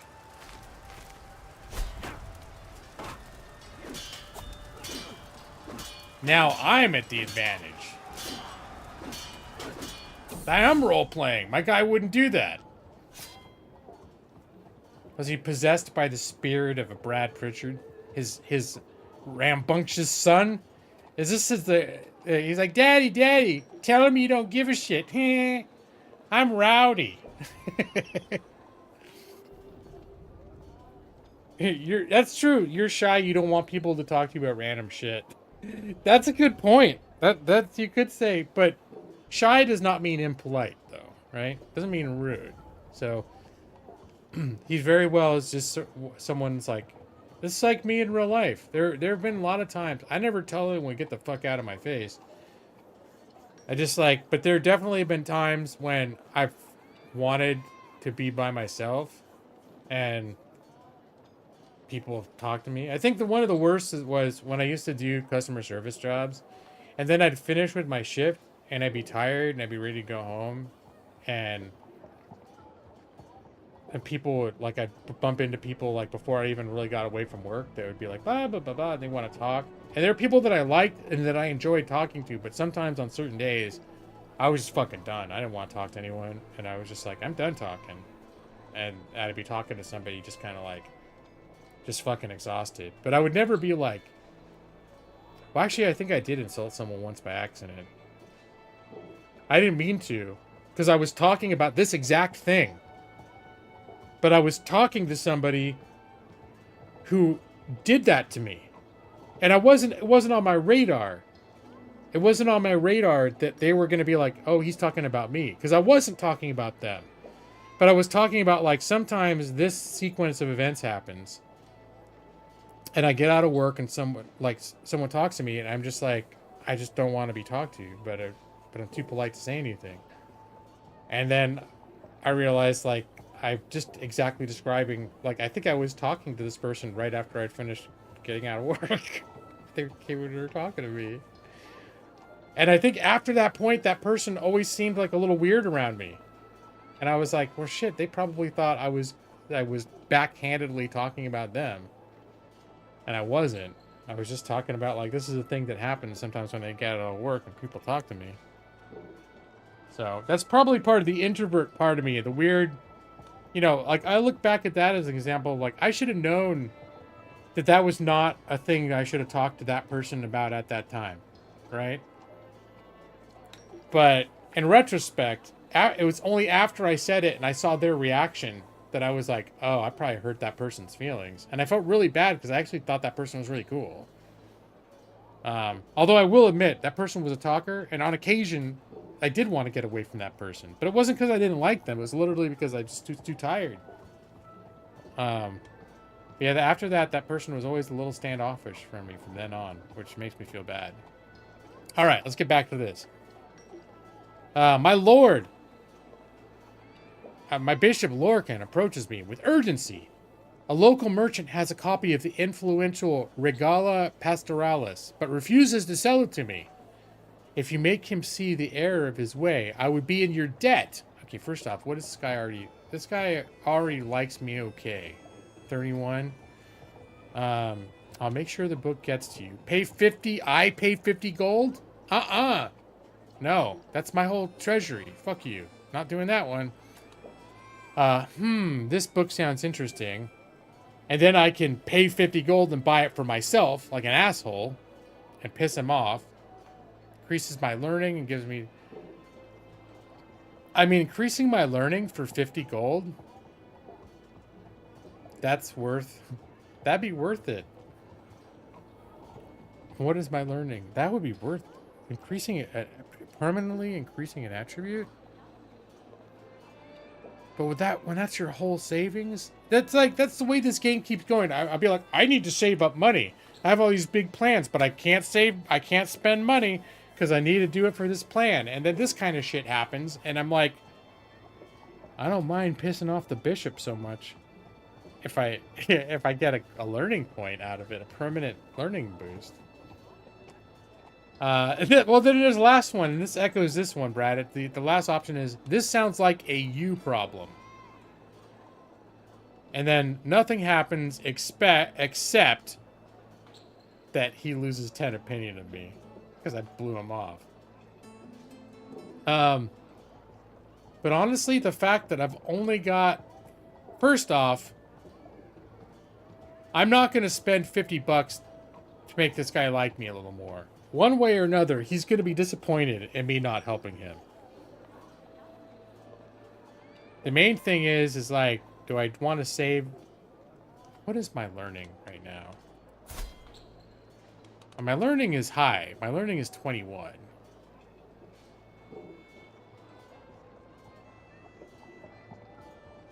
I can't, at this point in my career, I just don't think I can justify dropping 50 gold. It's going to be a long time. It might even be like a generation or two from now before 50 gold is just going to be something where I'm like, boom, no problem.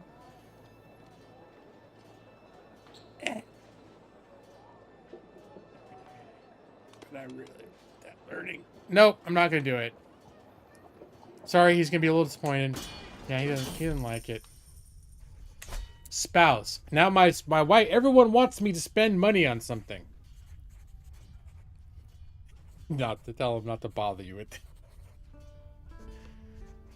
It's my wife now. Oh shit! It's not like the bishop who I can just treat like shit. My lord, it has come to... I like that my wife calls me my lord. Amanda would never. And I don't know that I want her to, but still, you know. It's not bad when people call you my lord. My lord, it has come to my attention that there is a rare opportunity to invest in the Earldom of Thamon. Spending money already seems questionable, but what does she say? My wife, Ippolita, draws up the details for the business investment. And it does look as if the deal could benefit Thamon greatly, if successful. All right. Is the risk worth taking? 75% chance that the deal results in a great return. We get successful business. So literally, it doesn't talk about me needing to put anything out of pocket. All it does is like two different things increases. So I'm going to have taxes increased by 10%, growth altogether, and growth increased by 10%. Oh, successful business endeavor. Oh, that's all just one thing. This was just wrapped around. I thought it was two separate things. I was like, hey, successful business and endeavors for 10 years. 75% chance. What's the other 25? Last time I had a 75-25 odds, it hit 25. That's what I got. So never. Always consider, can you afford the bad thing that could happen? Control growth is negative 50%. I don't think control's an issue. And development growth is still plus 5%. That's actually not bad. Okay, so this actually seems like worth it. Let's see what the other ones, what the other options are though. Leave the opportunity to the people. Control will change. Hold on. What is control right now? Control in the Earldom of Themond.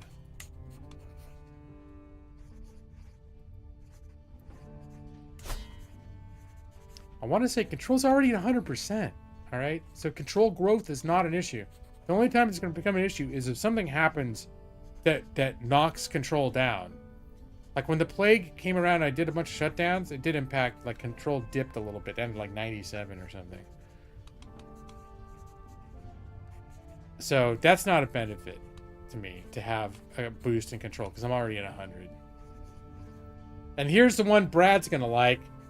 This talk about local affairs is beneath me! Exclamation point.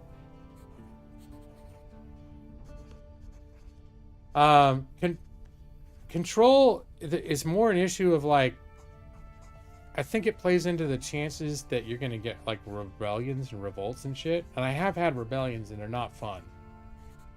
This stream is beneath you, Brad. This stream is very special. You are the guest of honor. No offense, Evie or Nick, you know, but Brad, you know when I'm doing a Crusader Kings 3 stream, that you are the guest of honor. You know, technically, you are a guest of honor in every stream. But this is, you know, it hurts me to hear you say that the stream is beneath you, Brad. This talk about local fairs. Now, see, if I say this talk about local fairs is beneath me, I gain 150 prestige for acting like a prick to my wife. I only have 199 prestige, so that's. But I recall as the game goes forward, prestige is not a problem. It's not like money. Money is always a problem. Prestige, not a problem. So I think I'm gonna go with this is a risk worth taking because even the bad option is. Like the control growth is not a problem, and I would still get a little bit of economic growth out of it. So even the bad option, the deal falls through, is still okay. We're gonna go for it. Hey, let me read this. Okay, the Earldom. Hey, I gained successful business endeavor. Yay, we did it, you guys. All right, let's see this battle. I think I'm about to win this battle. You don't think I should be rewarded for being mean to my wife? Well, I didn't do it. But I think it's, I don't know, acting like I'm too important. I mean, literally at this stage, this one thing that I own, the one is 50% of my personal holdings. It is, what happens there is a big fucking deal. If I were the Emperor of the Holy Roman Empire and someone's asking me about one county, then I could see it being a little more realistic to be like, yeah, whatever. This is like, I don't care. Still kind of a dick move if it's your wife, though, who's interested in doing it. They haven't nerfed annoying-ass combat sounds. What do you mean? I love this. Hey, look, victory. I should have unpaused it. Because the battle was actually already over. I just hadn't stopped it in time. Let's see. How's this siege going? Maximum 6 months left? Alright. Still going to be a minute. He's going to keep coming back. I don't think he's got the strength to whittle me down to the point where... Well, there's 301. I don't think he can whittle me down that far. To where I have to break the siege. I think we're in good shape in that respect.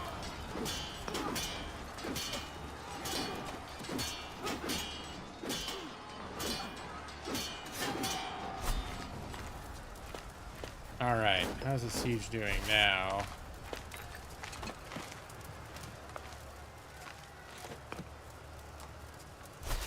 The army. 1% attrition, that's not bad.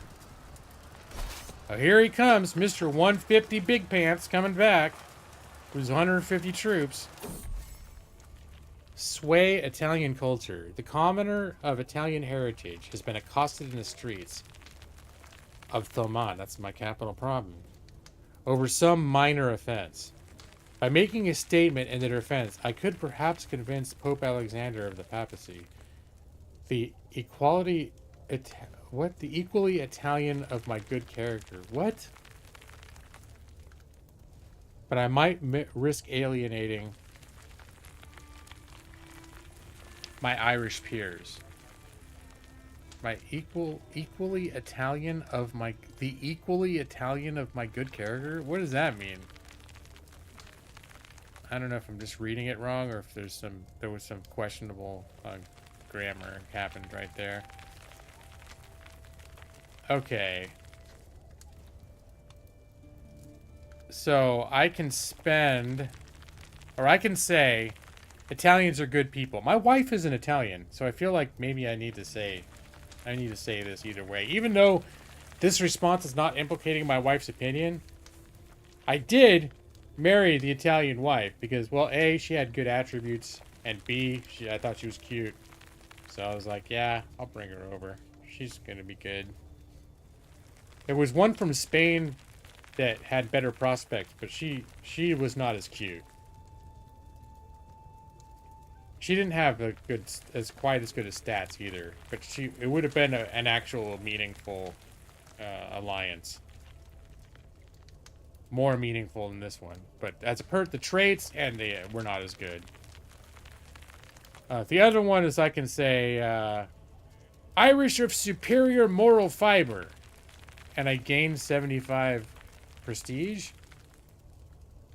And with no apparent insult to the Pope.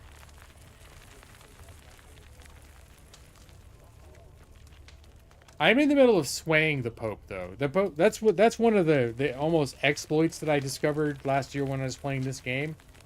Is that if you're constantly using your personal schemes to increase the opinion of the Pope, like once a year you can ask him for 100 gold, and he'll just be like, it costs you like 20 opinion. So it's a good way of just milking the Pope for money. In this, there's only a 40% chance that I spend 75 prestige. I think I'm gonna do it. I don't mind spending the prestige at the moment. And I'm gonna gain more prestige when I win the war too, I think. He gets 10% opinion of me. I'm gonna do it. At least at the moment, it looks like I didn't lose the prestige. Alright. Battle of Lost Birds. A wounded and disillusioned mercenary group has arrived at the earldom of Oman. The locals claim to have overheard talk of settling down after pillaging an easy target, and have begun to grow anxious. Tensions are high, and conflict is likely to arise if I do not intervene. Interesting. Okay, so options. I can say, you all look like fine farming material to me. Cost me 50 gold. You guys in the 50 gold. And then for 20 years I get mercenaries turned farmers for Ormond. Is Ormond even one of my provinces? Holding taxes plus 5%, levy size plus 200%. That's significant.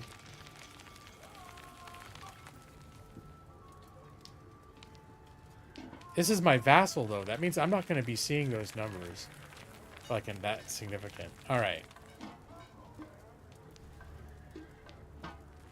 And then my vassal gets mercenary acquaintances for 10 years. So this is all going to help my vassal, not me, directly. I mean, I indirectly benefit a little bit from some of this stuff. Implore them to leave. I only have a 48% chance of that working. Oh, I guess 51%. That's not good odds. The bad option, 48% chance is I end up spending 150 prestige. That's a lot. That's rich. And the earldom gains recently looted, which doesn't sound good. there's a 51% chance that I gain 150 prestige.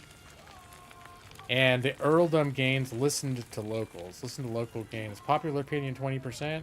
So, wow, that's like a 50-50 split to like, the really good or well, fucking sucks.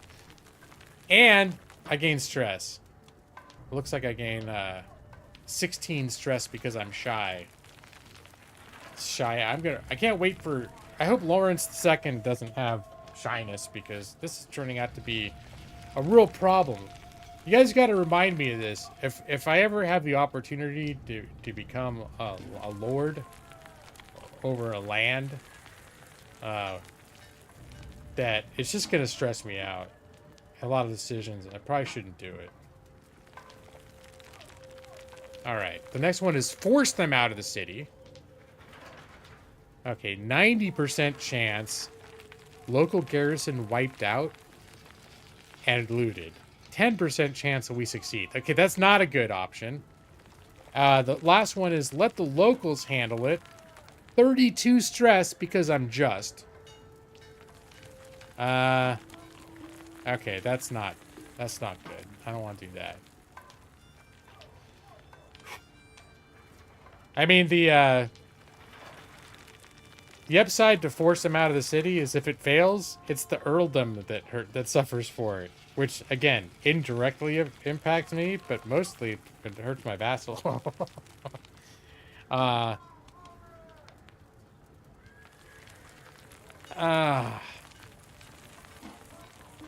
don't think I can afford to do things that give me more stress. What is my stress right now? Oh, my stress has been reduced quite a bit.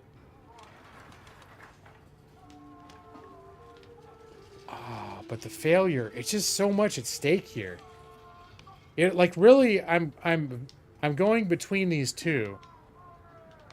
The problem is I don't want to spend 50 gold. That's a lot.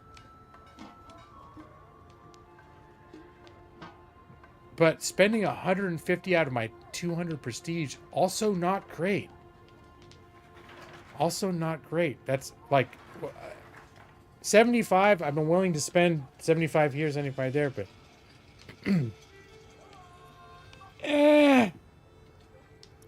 all right, I'm gonna do it. I gained the prestige. All right, nice. Oh my god, that was like such a that was like a playing a game of blackjack when I had a face showing. Like, yeah, it's worth hitting, but it could easily go bad. Thank you, Brad. Oh, hold on. I can now... Let me let the battle complete. Alright. That guy just will not let up. Where's he at, army-wise? 97? Seems like he's not losing as much as I'd like. I'm being raided? What?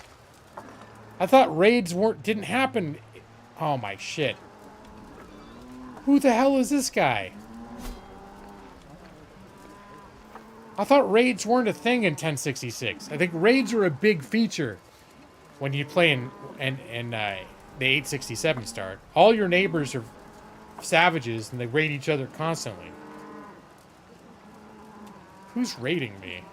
Raider? The Jarldom of Island? What the hell is this? Where does he live? Oh, he's just a free agent.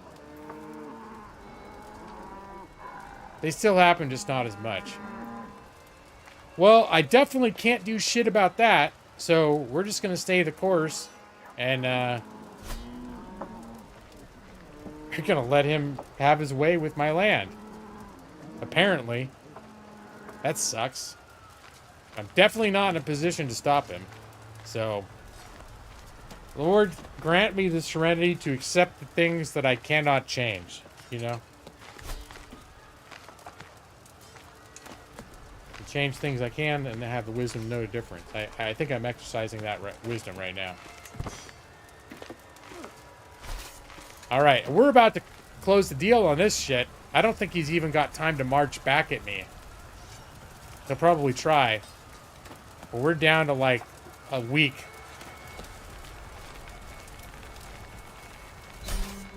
Oh, good. He's going to go loot someone else for a while. So that's good. All right. So we won this shit. All right. We're going to enforce our demands. We don't have hostages to exchange. I think this is where I can take one of his kids or something. That sounds fucked up. It's not like I hate this guy. Let me see. Can I demand this kid? Give me your damn kid.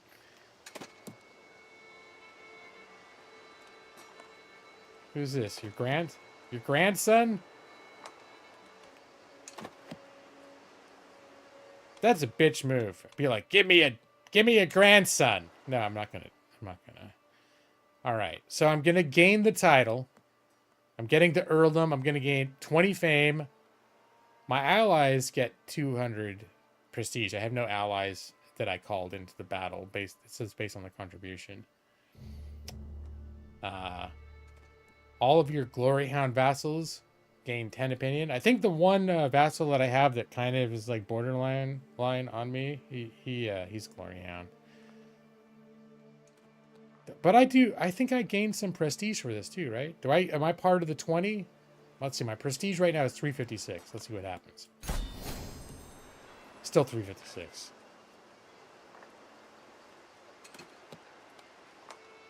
All right.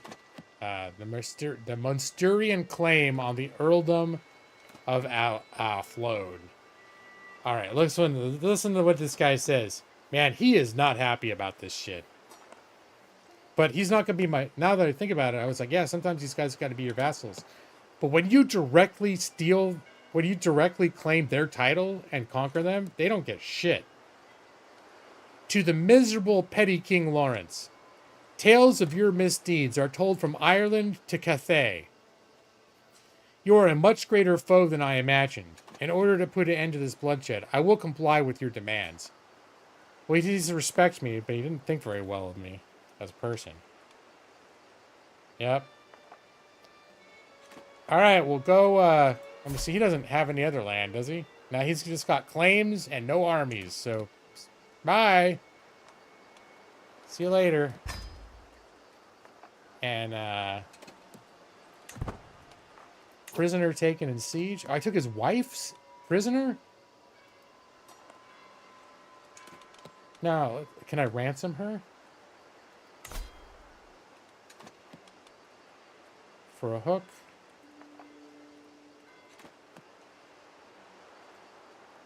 I don't want a hook on her. Can I just let her out without pissing her off? I got nothing against her. Just negotiate a release. Recruit. Oh, she sucks. It's like if I get her to join my court. Hey, I just took your land and your wife's gonna be in my court. Suck it. Like, this dude never did anything wrong to me in his life. I've been such a dick to him. All right. I can make her take the vows. She won't let me do it. Recruit. Will accept. It's kind of fucked up, though. Nah, I'm just going to let her go back to her homeless husband. You go on back. It's the least I could do after everything I've taken from you. Is to let you out of the dungeon. She's a non-combatant, too. She just got taken during the siege. I captured her.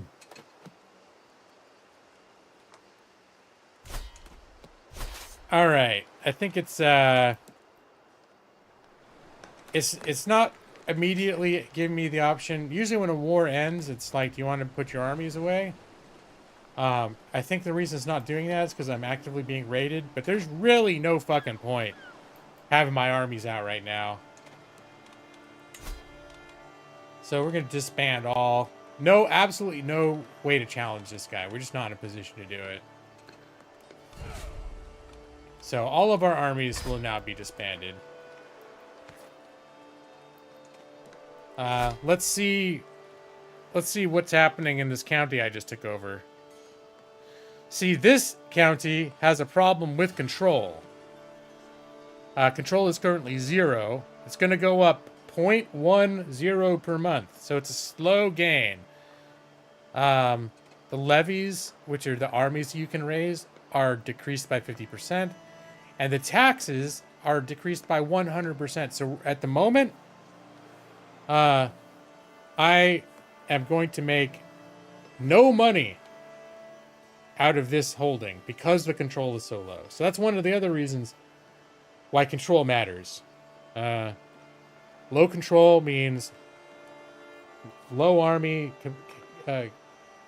contributions, and at starting at 0 taxes. All right, we're just gonna let that.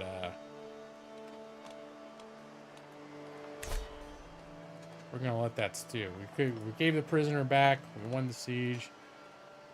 I should probably think about ending the stream right now. Now I realize I didn't really have dinner. Well, I had my bonus burritos like right as I was getting off of work, so I guess that could be considered dinner. But that was really my lunch. And now I'm finding myself really hungry. If it were not pushing midnight, I would heat something up and mukbang it on stream for you guys, but but I gotta see what happens here. Somebody fighting the raiders? Yeah, right, because he's allied with these guys. So if the raider fucks with him, oh, that's gratifying to see. The person who I've already been planning an eventual opportunistic conquest of. All right. This guy's still got too much, he's still got too much manpower for me to go after him. The sway, getting personal. Our recent communication with Pope Alexander of the Papacy expressed a want to focus on his ambitions and interests more. The Pope expressed an interest in wanting to focus on ambition. I could make sure that our coming letters contain more on a topic close to his heart. All right, now it's like to see if I can figure out what kind of thing he wants to hear about. I've heard he appreciates feats of war, subtlety and subterfuge and intrigue, a good book, or I could just say it's not my place. Now, I think if you tell him something that he finds like stupid, it actually could piss him off and hurt your sway attempt. But let's see. I'm gonna guess usually these guys, the priests and the clergy, usually their strongest attribute is their learning skill, which means that probably they like books. He's a poet. He's a philosopher, traveler, poet. He's just, forgiving, and compassionate. He has 0 intrigue and very low martial skill. So this leads me to believe that he's not going to be excited if I'm trying to pander to his ambitions and interests. Talking about war, not going to be something he likes. Talking about subterfuge and backstabbing and spy shit, that's not something he's aspiring to, I'm doubting. So I believe the good book. Good book. In response, Pope Alexander of the Papacy encouraged my slight dip into more personal topics. Last time I had this option with someone, I chose something that they didn't like and they got mad at me. So that's good. And I don't have to have my shy introvert hood be stressed out by it either. What a treat. He is also interested in scholarship, and my highest stat is scholar, so it makes sense that, we could connect on that. Yes, let us speak more. Gains 10 opinion of me. Can I ask him for money yet? For my annual gimme money? Ask for gold. Not until the 26th of January in 1077. What is it right now? Oh, it's a whole year from now. Huh. All right. Oh wait, I failed to sway him? It's okay, I've gained his opinion. We're gonna keep. Alright. So even though the actual plot to sway him failed, I did get opportunities. I think I raised his over the course of that attempt, like 20 points I got out of him. Alright, and have I tried those toasted coconut cashews from Walmart? I have not tried toasted coconut cashews from Walmart, but I think I have tried toasted coconut cashews from Trader Joe's. And I did like them. Were they sweet? I think that's the only drawback is usually when I go for a nut, I am going for something like salty. And so I've got to be in the right mood if I'm going for something sweet. But it is good if you're feeling like you got a sweet tooth, it's very tasty. If the ones that you had are like the ones that I had from Trader Joe's. But I have not had the ones from Trader Joe's.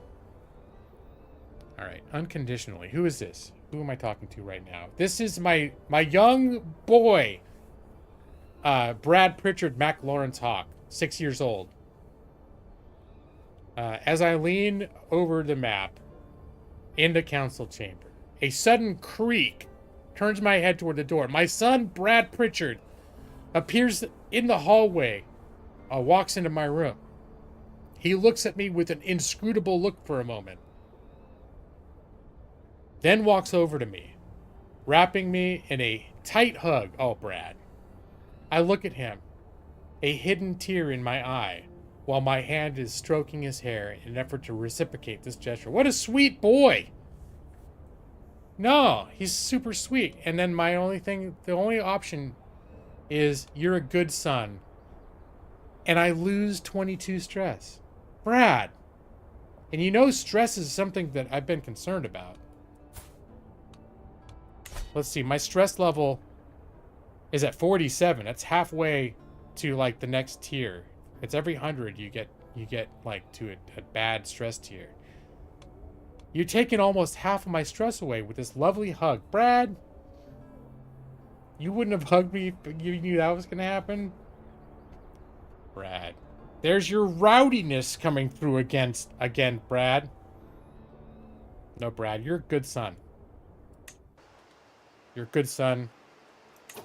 The Brad in the game is a much nicer person than you are in real life, Brad. You can do better, though. I've seen you be very nice sometimes. Just not right now. All right. That's a good... Oh, wait. I have my my available lifestyle perk.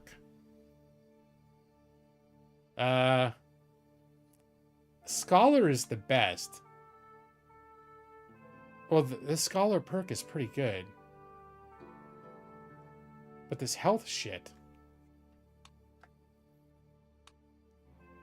Plague resistance. A massive boost to health. How old am I right now? Mental resilience. Know thyself. There's definitely reasons why... What's my age? 34? And my health? Hey, major epidemic prevention. This character's physician recently took extreme measures to prevent the spread of encroaching epidemic. Oh, are we still experiencing tax penalties for that? Whoopsies! But my actual health is, I'm feeling fine.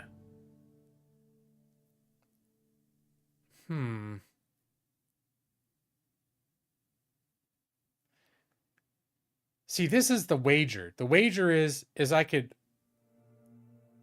focus on this stuff, and this will actually increase my rulership abilities.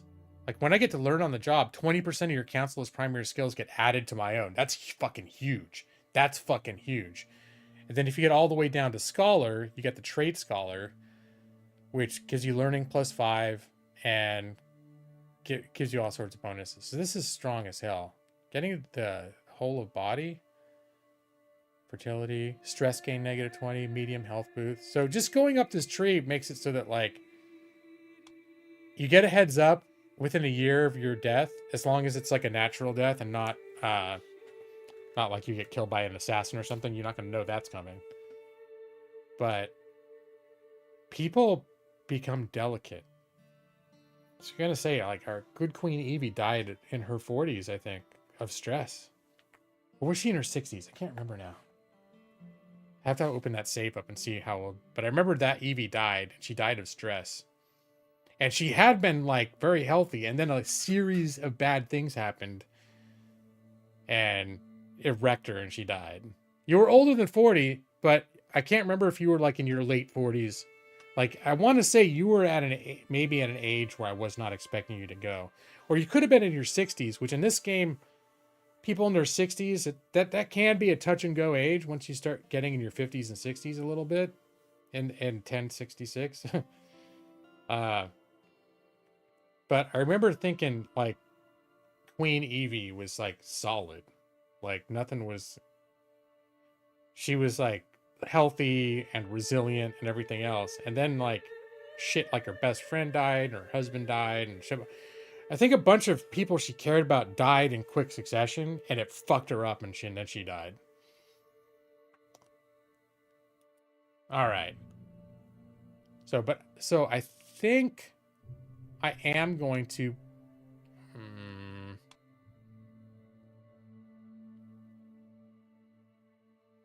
You know what? With plagues being a thing, I'm gonna... This is gonna be my life insurance. I'm gonna invest in my health a little bit. I might not go all the way down the tree, but this thing, Iron Constitution, gives you a massive health boost. I might go at least there, and then turn my attention here. And Know Thyself's good too. Oh shit. Okay. Well, at any rate, this is what I've committed to.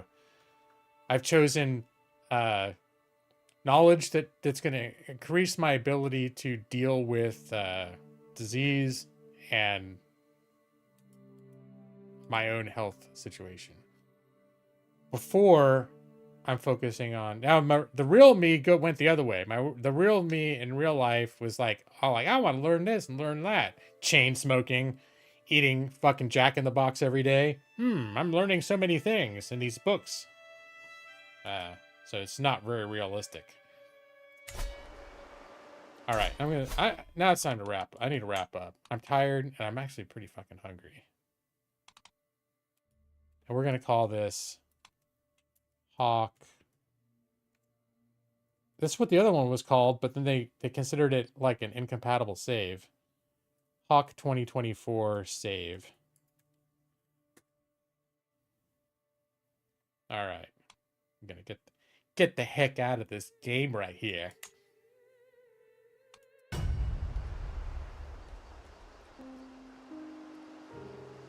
Yep, there we are. The game is closed, but there was for some reason they needed to give me a loud ocean sound for a minute there. All right, you guys. So what did you think, Brad? Was it everything you were hoping for? No, Brad seemed to express particular excitement this morning at the idea, knowing that I was going to be streaming Crusader Kings. You thought it was fantastic.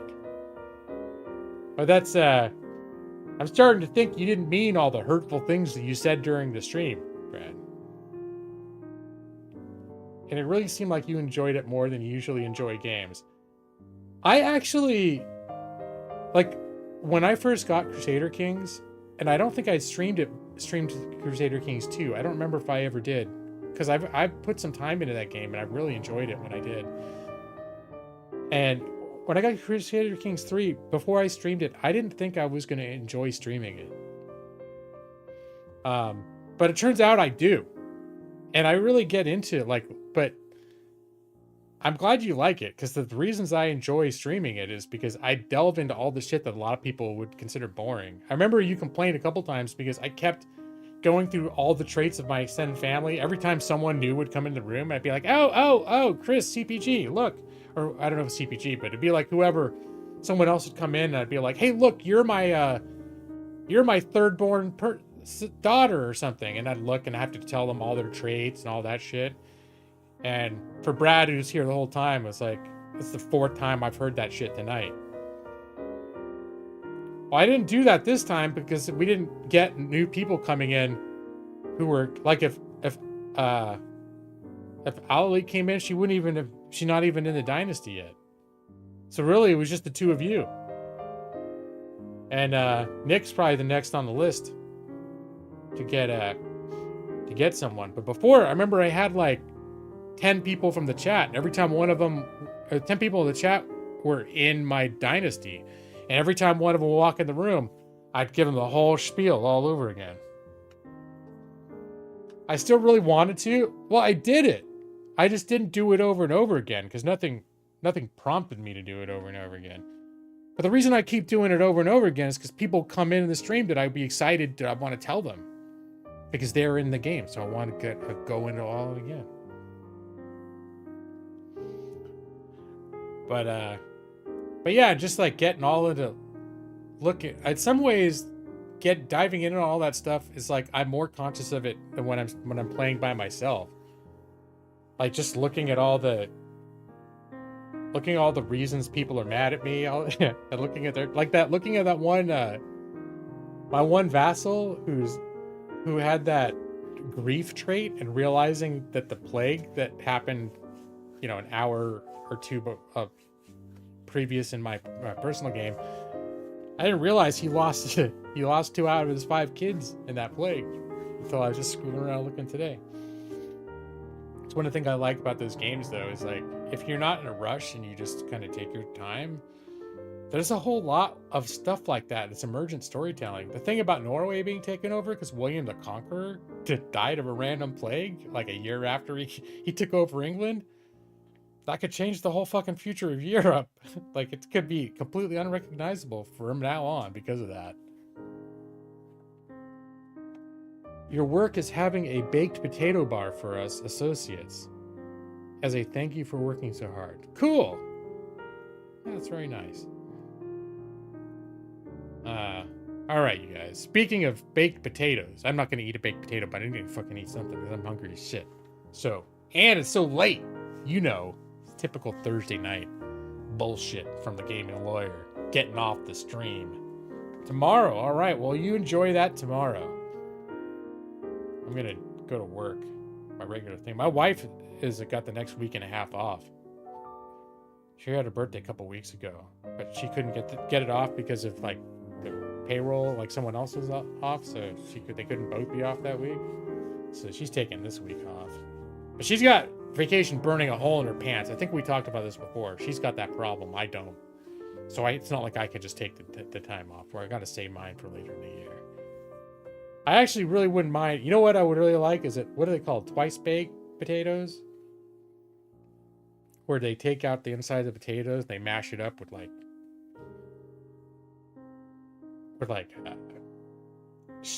cheese and shit, and then they put it back into the potato, and then they bake it again.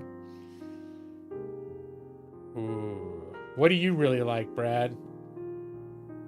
All that cheesy goodness. Yeah, I am definitely hungry. Readings of the Silmarillion.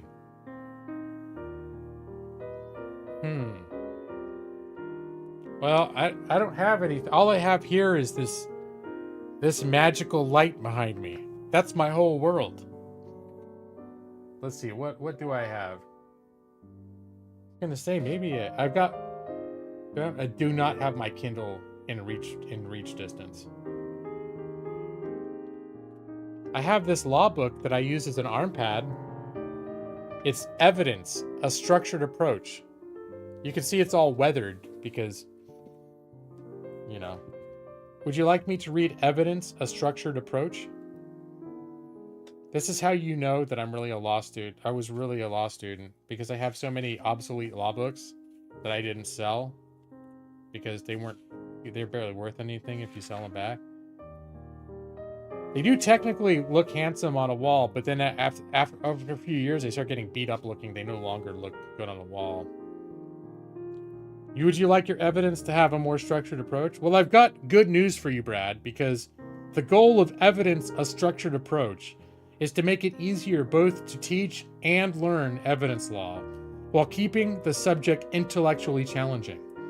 The book facilitates teaching because its unique format complements the way most evidence professors already teach.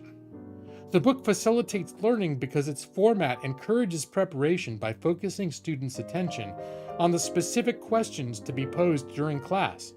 As a result, basic doctrine can be covered quickly and efficiently, leaving more classroom time for analysis. The format employs what we call a structured approach to Socratic teaching. You have no intention of teaching it, but you're ready to learn. Let me see. Does this one of my professors write this? Yeah, one of their co-authors. One of them was a professor that I had, and the other one was a professor that I think I had. He was my professor that I had to review my law review article, because he also did torts, and I did a law review article about something to do with torts. I think it was about MySpace defamation law on online social networks, which at the time that I wrote it was a very emerging topic. How did traditional defamation law apply to something like, at the time, MySpace? MySpace was the big, sexy new thing at the time. It would date me, the fact that I'm citing to, what a big deal MySpace was. I had all these statistics about MySpace. A structured approach. All right, Brad. Here we go. Oh, sad story. The professor that I had, who was the co-author, David Leonard, he got diagnosed with colon cancer while I was taking this class with him. And he had to leave for the last half of third of the semester. And I think the other one, Professor Gold, the co-author, I think has stepped in and taught the rest of the course. I guess I did have Professor Gold for a little while. And then I found out 3 years later or something, that professor, he died of the cancer. Because at the time when he was diagnosed, they were still talking about it. At least the way he presented it was it was something that he thought that he was going to be able to beat. So that's a little sad.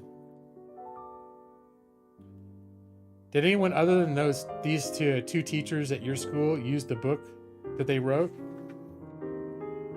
I'm not sure, because I'm pretty sure they were the main 2 teachers that taught evidence. So I was I'm pretty sure anyone at the school that taught evidence was using this book. But I don't know. I think there's a good chance. That yes, other schools did, but I can't verify that one way or the other. I can't say for sure. This could have been a flat out book that was just used at our school. But it's an Aspen publication. It's definitely not some homebrewed thing. It had a major academic publisher publish it. And you see these style of books, when you see lawyers doing videos where they have lots of law books behind them, a lot of times one of the sets of law books they have behind them are this academic series from this publisher. But that's where I couldn't say for sure if you went to Stanford and they had an evidence book by the same publisher, it wouldn't be authors from Stanford. It's just that they all get this publisher's, it's like a self-publisher almost. I don't know. So yeah, if it weren't so beat up, it's pretty classy book, but you can see it's all, it's faded and stuff because it's been through some shit, because I put my stuff on a TV tray down here. That's how I sit in my chair, and I have my mouse at my side, so I lean back, and then I have this. I put this on my knee. So most of the time when I'm gaming, that's how I'm doing it. I don't use my full keyboard. I have it so I can sort of sit back and relax. And but my TV tray that I use for my mouse is a little too low, so I use 2 law books, and it gets it to just the right level. So the law books that I've been using, I think I've been using these since I moved here to Portland. is evidence, a structured approach, and then federal income taxation. And I will say, federal income taxation, same publisher, same style. The authors were not at my school, which to me lends credence to the idea that this evidence book might have just been like the evidence textbook from it's Aspen Publishers is the publisher. It might have been the current evidence book from this publisher at that time, possibly.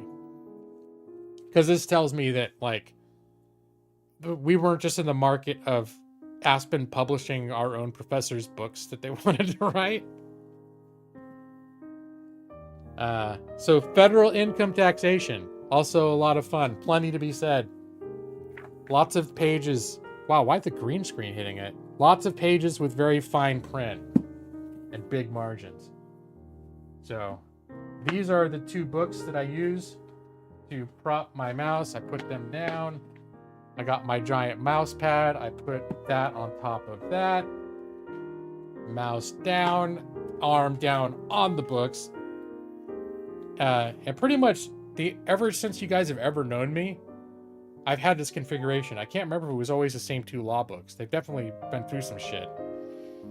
But yeah, they're two law books roughly the same height and thickness. They're not all the same, all these law books are not the same thickness. So you need two that are of the right height and of roughly equivalent thickness so that they form sort of a cohesive surface between the two books. So I got one against the other. So there's a long, like a long 2 books lengths worth of sort of armrest for me and my mouse. No, take me back to a structured approach to evidence. You don't like taxes as a topic? I think that I've surprisingly found, now I don't know that I like taxes in general, but I surprisingly found the study that it was like a 1 semester course that I took on tax law. I found it interesting to see like all the things that were counted as income and how and all that stuff. You don't want to be a corporate lawyer. You want to be public. Well, there are certain things like when I lived in an apartment building coming out of law school, I worked at the front desk, and that front desk paid in rent credit. And that was I struggled to find work coming out of law school for a good amount of time to find a decent job. And working at that front desk was just rent credit was huge. And so then but it was because I went to law school. If I hadn't gone to law school, I wouldn't have realized that technically I was supposed to report the value of the rent credit as income. As it happened, don't tell anyone. It's probably too late for this to be a problem anyways. I never did report that as income because they never filed any tax documentation about me to the state because they never paid me anything. I don't think they ever did. Maybe they did, but they didn't give me like a, W-2 or 1099 or whatever.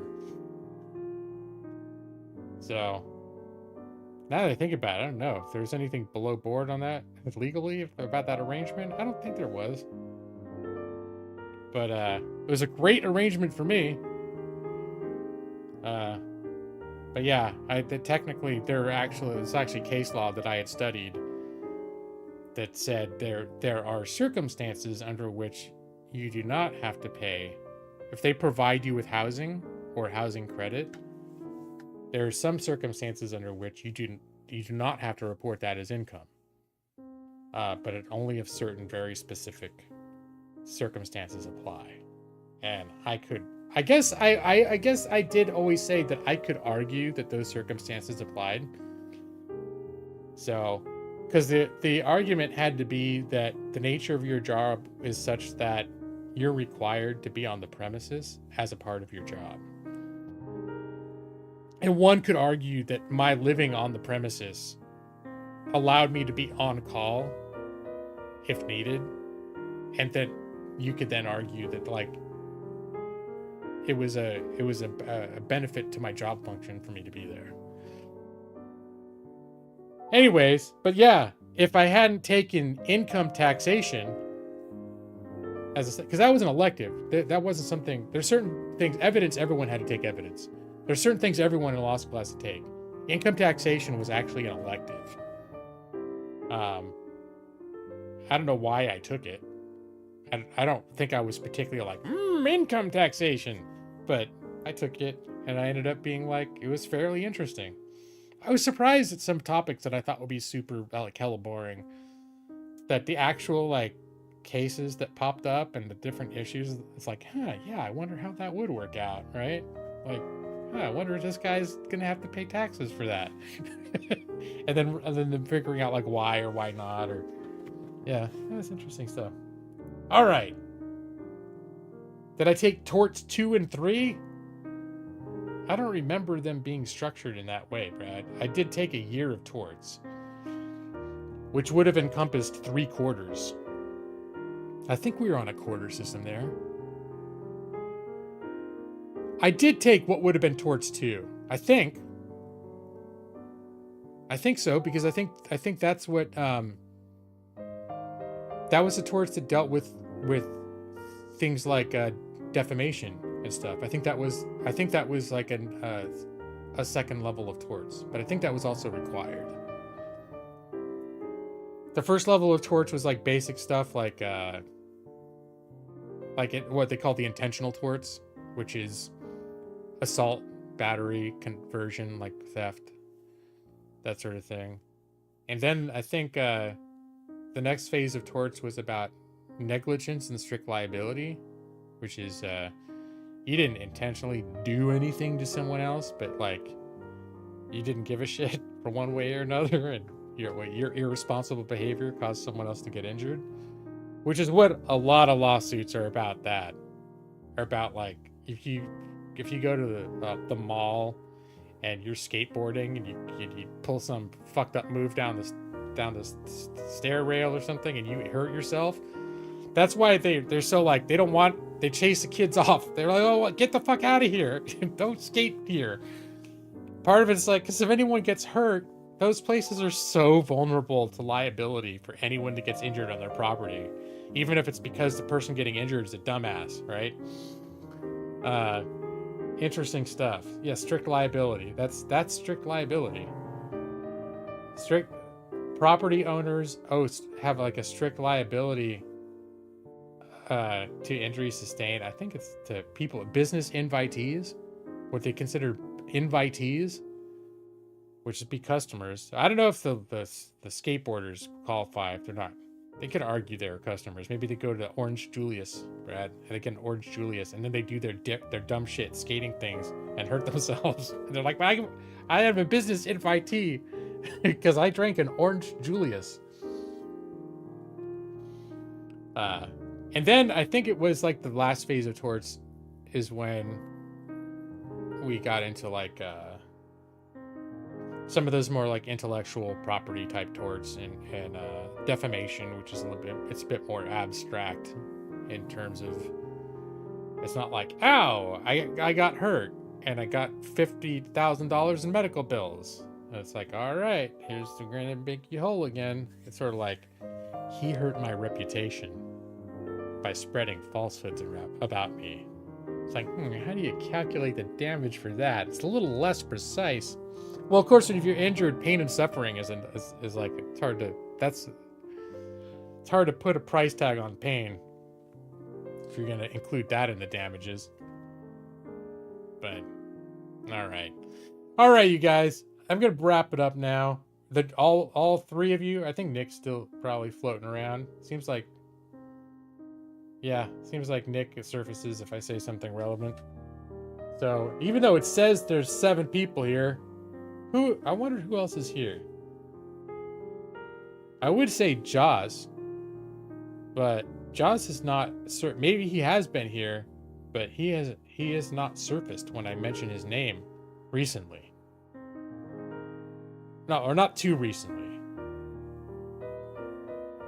Last time, Kink was one of the surprises, but I think if Kink were here at some point, I would have been aware of it. But who knows? You think Kink's here? Do you think Kink is one of my secret viewers that comes in week after week without ever saying he's here, unless he comes in on a barbarian raid? I just always wonder who those other quiet people are, or it could just be the people that chatted earlier that fell asleep. Could be Madros and Eevee. Mega EV7. Who else? Can we have anyone else that would fulfill that count? CBG, but CBG definitively said he was going to bed. Whoever that Bao Chow was who wanted me to convert to a Ni religion. That was not a fruitful conversation. Did I say Madros already? Madros could be asleep. I think, yeah, I don't know who these mysterious. I guess we could add up based on the people that have been here, though, to the 6. Yeah, and there's Nick. Nick is usually there when he's doing other things, but still there to respond if he hears his name or something important comes up, like the talk of a baked potatoes. All right, guys. Well, enjoy your baked potato party tomorrow, Evie. And Brad, hope you have a nice weekend. I hope I haven't. Your weekend is already basically almost going to start. I still got a work day to go through. But your weekend's starting like just almost right now, Brad, right? Pretty soon. Yeah, Nick.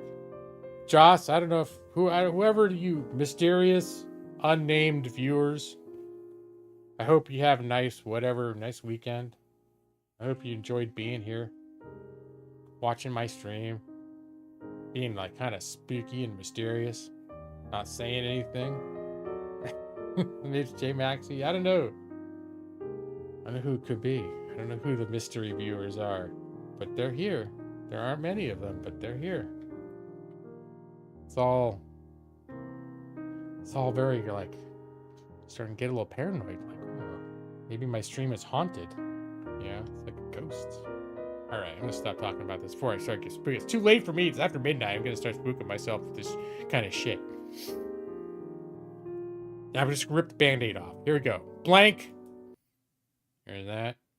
And let's get the music. Go to sleep. And good night. Your eyes are getting so heavy. Brad, go to sleep now. Brad Pritchard, EV23, and Nick C, go to sleep. I'll be waiting for you in your dreams. And also the 3 to 4 mysterious viewers. Maybe Joss? Who knows? Don't know who you are. Whoever you are, go to F to sleep. All right.